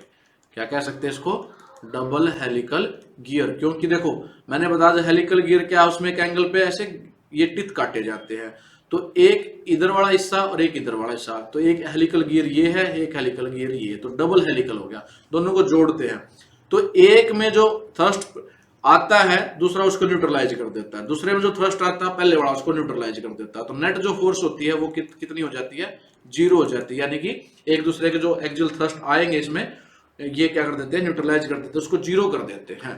तो इस क्वेश्चन का आंसर क्या हो जाएगा, हेरिंग बोन गियर। या ऑप्शन में दिया होता है डबल हेलिकल गियर, दोनों एक ही बात है। तो इस क्वेश्चन के ऊपर हम टिक करेंगे बी पर। नेक्स्ट है हमारा 72 question number, which gear will produce clicking noise during the teeth contact. कौन सा गियर दांतों के संपर्क के दौरान क्लिक करने की आवाज उत्पन्न करता है। भाई जब वो एक दूसरे से कनेक्ट होंगे तो उनमें क्लिकिंग आवाज आएगी, स्मूथ उनमें कॉन्टैक्ट नहीं होता, जब जुड़ेंगे एक क्लिकिंग की आवाज आएगी, नॉइस आएगी। ऑप्शन आपके पास स्पर गियर, बी है बेवल गियर, सी है हेलिकल गियर और डी है वोम गियर। तो याद रखना जो स्पर गियर है, स्पर गियर में जब एक दूसरे से कॉन्टैक्ट करते हैं, जुड़ते हैं तो एकदम टक की आवाज आती है, क्लिक की आवाज आती है। तो स्पर गियर में ये आती है। तो इस क्वेश्चन का आंसर हो जाएगा ए। और स्पर गियर ऐसा होता है, डायग्राम से मैं समझाने की आपको कोशिश की है। इसमें क्या है, जो टिथ होते हैं ये स्ट्रेट होते हैं, एक्सिस के पैरेलल होते हैं, गियर एक्सिस के या शाफ्ट एक्सिस के, जो भी हम कह सकते हैं इसको ऐसे, ये गियर शाफ्ट इसके पैरेलल होते हैं। तो जब जुड़ेंगे तो इनमें एक नॉइस आती है, आवाज आती है, तो स्पर गियर्स का आंसर हो जाएगा। नेक्स्ट है हमारा 73 question number, which part connect the propeller shaft. कौन सा भाग प्रोपेलर शाफ्ट को जोड़ता है। बल्कि क्वेश्चन में ये पूछा गया कि प्रोपेलर शाफ्ट किन 2 पार्टों को जोड़ती है।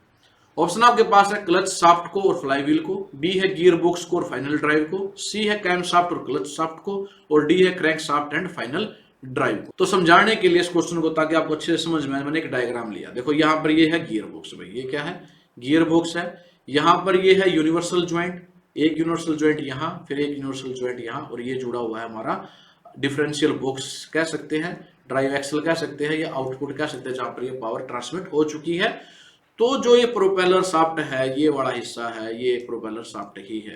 ये क्या पूरी एक प्रोपेलर शाफ्ट में ही आएगा, क्योंकि देखो जो यूनिवर्सल ज्वाइंट के बीच में ये भी प्रोपेलर शाफ्ट है, ये भी प्रोपेलर शाफ्ट है। तो जो प्रोपेलर शाफ्ट है वो किस किस को जोड़ रही है, गियर बॉक्स को और आउटपुट ड्राइव को या डिफरेंशियल बॉक्स को। ऑप्शन में देख लेते हैं, ये रहा भाई, gear box and final drive, जहां पर पावर ट्रांसमिट करनी है फाइनल ड्राइव पर, चाहे वो रियर व्हील भी हो सकते हैं, फ्रंट व्हील भी हो सकते हैं। तो gear box and final drive को जो जोड़ता है वो होती है हमारी प्रोपेलर शाफ्ट। यही क्वेश्चन में पूछा गया था कि प्रोपेलर शाफ्ट किसको जोड़ती है, कौन से पार्ट को वो जोड़ती है। तो बी पर हम टिक करेंगे इस क्वेश्चन के लिए। नेक्स्ट क्वेश्चन हमारा 74, which part provide flexible connection and permit smooth transfer of torque from gear box to the rear axle. भाई कौन सा भाग लचीला कनेक्शन प्रदान करता है और गियर बॉक्स से पिछले एक्सल तक टॉर्क को सुचारू रूप से हस्तांतरण की अनुमति देता है, यानी कौन सा पार्ट है जो परमिट करता है कि गियर बॉक्स से हमारा जो पावर है रियर एक्सल में चले जाए। जोड़ता कौन है भाई, अभी पिछले क्वेश्चन में बात करी थी, प्रोपेलर शाफ्ट होती है। प्रोपेलर शाफ्ट भी किसके द्वारा स्मूथ फंक्शन कर पाती है, ये देखा था हमने। देखो प्रोपेलर शाफ्ट के बीच में भी क्या है, यहाँ भी यूनिवर्सल ज्वाइंट है, यहाँ भी यूनिवर्सल ज्वाइंट है, यहाँ भी यूनिवर्सल ज्वाइंट है। तो इसका आंसर भी क्या हो जाएगा, यूनिवर्सल ज्वाइंट। इस क्वेश्चन आंसर क्या है, ए है।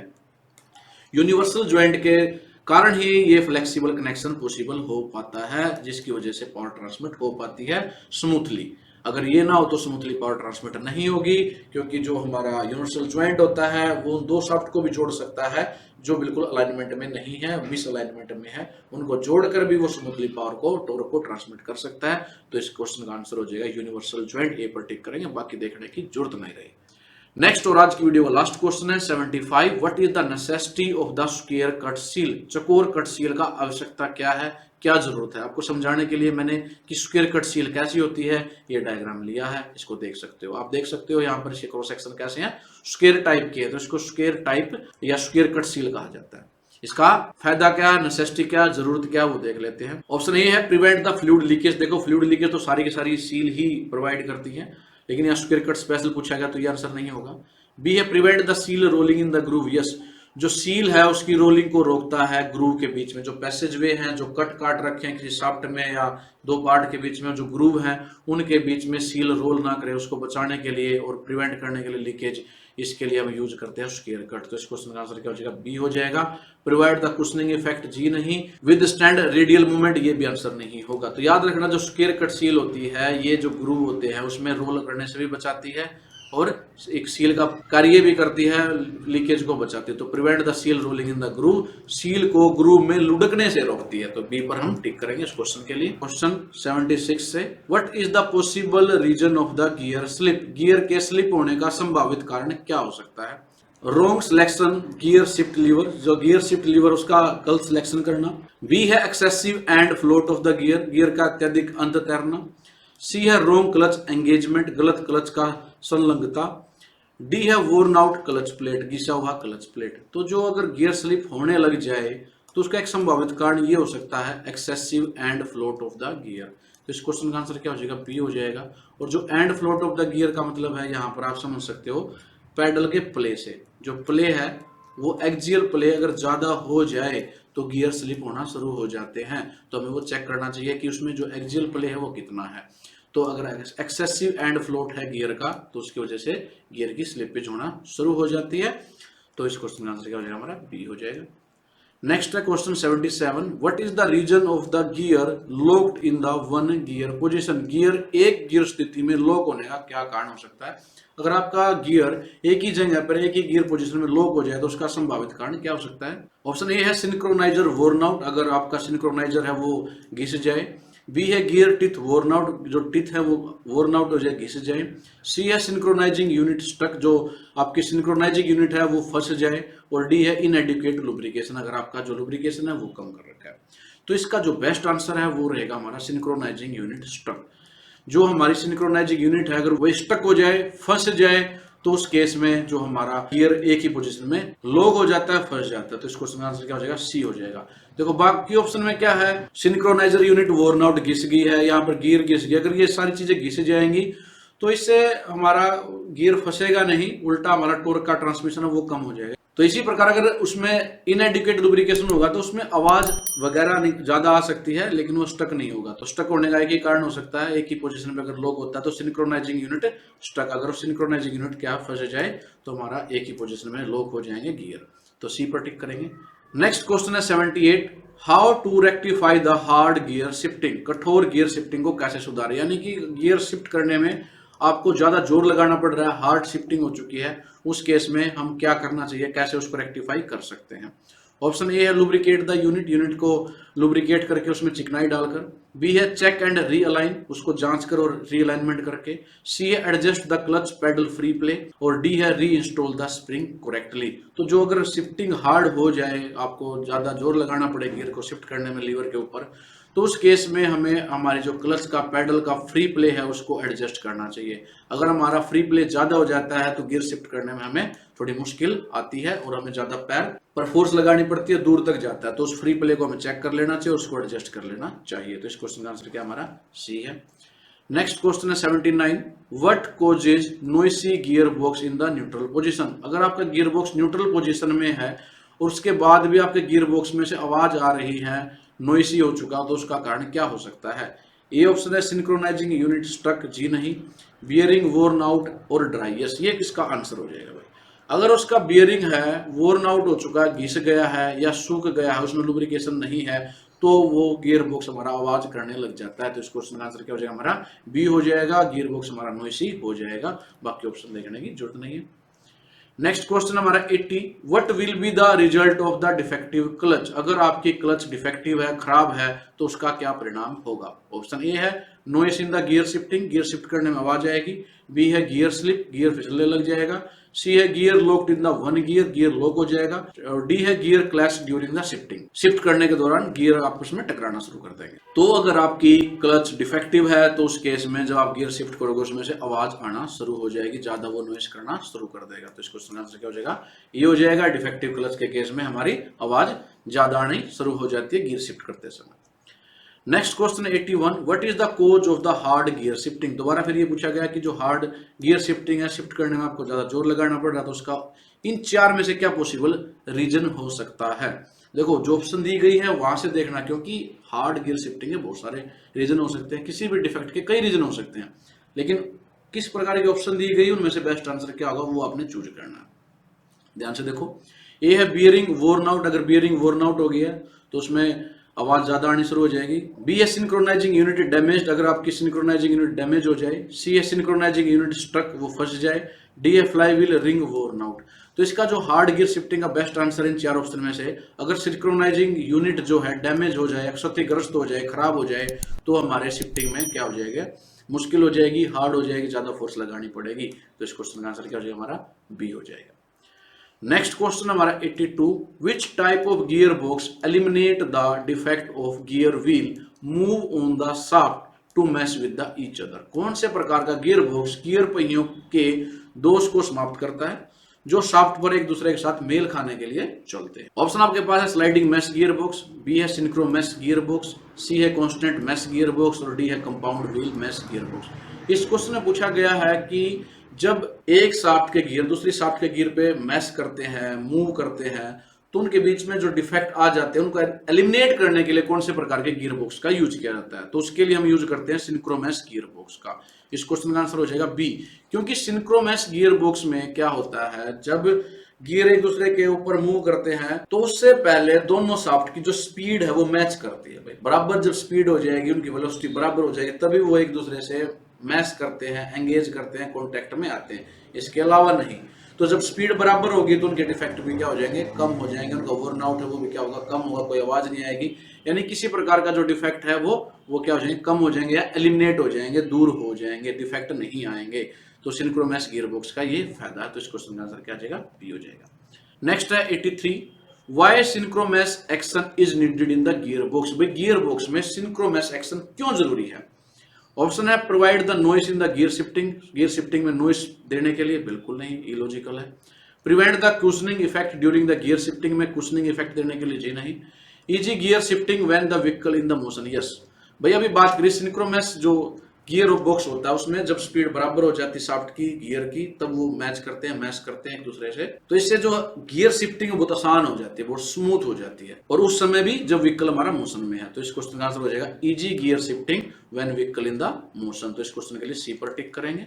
Damage the gear teeth during the gear change, ये भी इलॉजिकल आंसर है। भाई हम गियर टीथ को क्यों डैमेज करेंगे। तो इजी गियर शिफ्टिंग जो स्मूथ शिफ्टिंग है गियर की वो हो जाएगी व्हीकल के मोशन के दौरान भी, जब आपका व्हीकल चल रहा होता है। तो सी इसका आंसर है।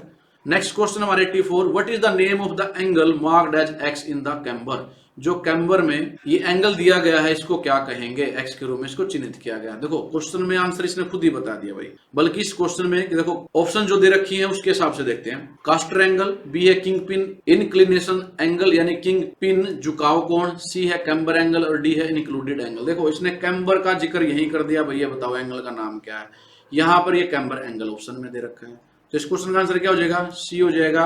ज्यादा सोचने की जरूरत नहीं है। कैम्बर एंगल होता क्या है, ये होता है tilt of the vehicle wheel, जो व्हीकल का ये व्हील है, जो पहिया है, इसका टिल्ट, ये कितना झुका हुआ है, किससे, टायर की असेंबली से। भाई टायर की असेंबली से कितना इसका झुकाव है उस पर डिपेंड करता है। टायर की स्टेबिलिटी, टायर की लाइफ, कई चीजें होती हैं जो डिपेंड करती है कैम्बर पे, तो ये कैम्बर एंगल होता है। मेरे हिसाब से इस क्वेश्चन में ऐसे पूछा जाना था, ऑप्शन दूसरी देनी चाहिए थी कि ये कैम्बर एंगल तो है ही।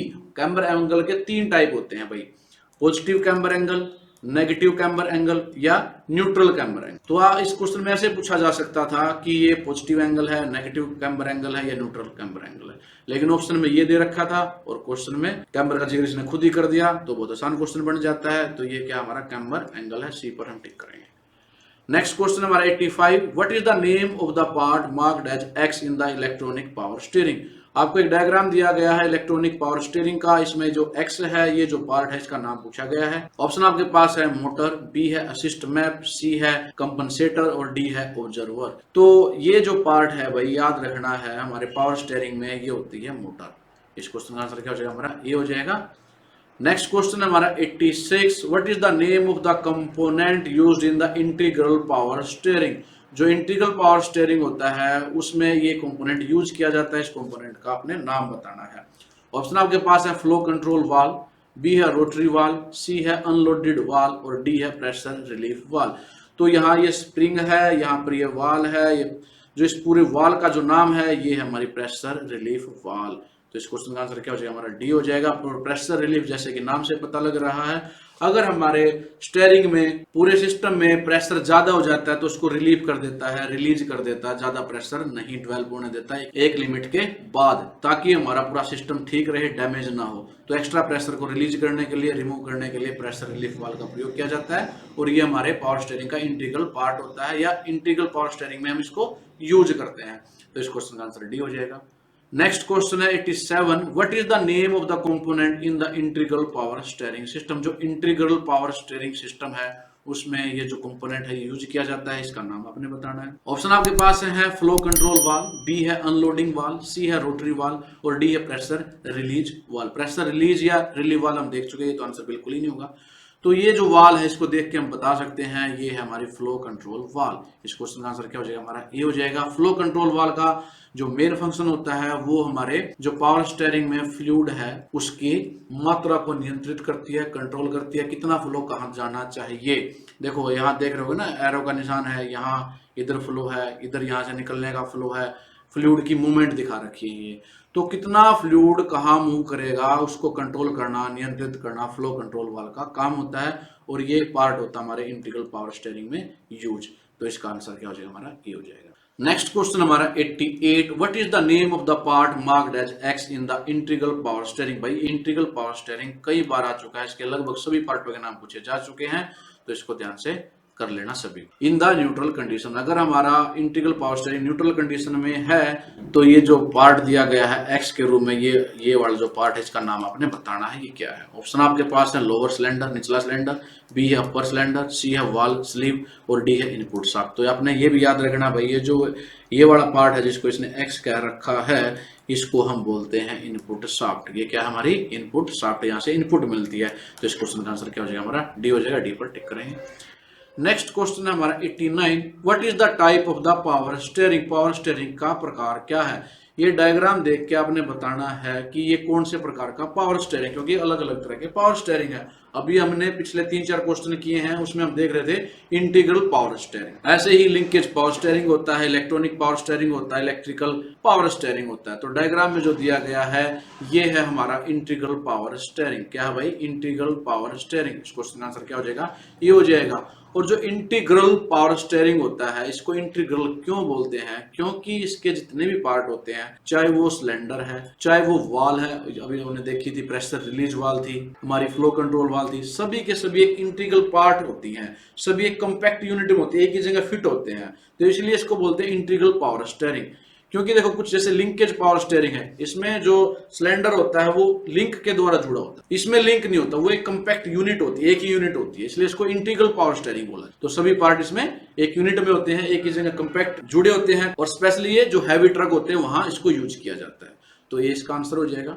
आज की वीडियो का last question 90, what is the type of the leaf spring. जो डायग्राम दिया गया है ये लीफ स्प्रिंग है भाई, ये कौन सा स्प्रिंग है, लीफ स्प्रिंग है। और लीफ स्प्रिंग के भी कई टाइप होते हैं, जैसे कि ऑप्शन में दिए गए हैं, क्वार्टर एलिप्टिकल स्प्रिंग, बी है ट्रांसवर्स स्प्रिंग, सी है सेमी एलिप्टिकल स्प्रिंग, और डी है फुल एलिप्टिकल स्प्रिंग। तो ये सारे अभी नेक्स्ट वीडियो में जो क्वेश्चन आएंगे, अलग अलग क्वेश्चन आएंगे सभी टाइप के, तो वो अलग अलग देखेंगे। लेकिन जो अभी इसकी पहचान बता देता हूं, ये जो लीफ स्प्रिंग है उल्टा है भाई। कैसे है, देखो वैसे स्प्रिंग ऐसे होता था, ये लीफ स्प्रिंग कैसे होता है, ये सीधा ऐसे होता है, यहाँ ऐसे जुड़ा होता है, लेकिन ये क्या कर रखा है, इन्वर्ट कर रखा है, इन्वर्टेड है, उल्टा है। तो इस तरह के जो स्प्रिंग है उसको बोलते हैं ट्रांसवर्स लीफ स्प्रिंग या ट्रांसवर्स स्प्रिंग। तो इस क्वेश्चन का आंसर क्या हो जाएगा, बी हो जाएगा। तो जब भी आपका लीफ स्प्रिंग उल्टा हो, इन्वर्टेड हो, तो उसको बोलेंगे ट्रांसवर्स स्प्रिंग। तो बी पर टिक करेंगे। तो मेरे प्यारे साथियों, ये थे हमारी आज की वीडियो के नेक्स्ट मोस्ट इंपोर्टेंट क्वेश्चन। उम्मीद करता हूं आप लोगों को वीडियो अच्छे से समझ में आई होगी, ध्यान से आपने सभी क्वेश्चनों को किया होगा। अगर आपको वीडियो अच्छी लगी है लाइक जरूर कर दें, कमेंट करके बताएं आपको वीडियो कैसी लगी है। जितने ज्यादा आप लाइक करोगे, कमेंट करोगे, वीडियोज को शेयर करेंगे, उतनी जल्दी जल्दी हम इन वीडियोज को लेकर आएंगे, उतनी ज्यादा वीडियो हम अपलोड करेंगे। तो लाइक करने में, शेयर करने में, कमेंट करने में कोई कंजूसी मत करो। आपके लाइक कमेंट ही हमें हौसला देते हैं, हम जल्दी जल्दी वीडियो बनाते हैं। तो धन्यवाद मेरे साथियों वीडियो देखने के लिए। जल्द ही मिलेंगे अपनी नेक्स्ट वीडियो में, तब तक के लिए जय हिंद, जय भारत।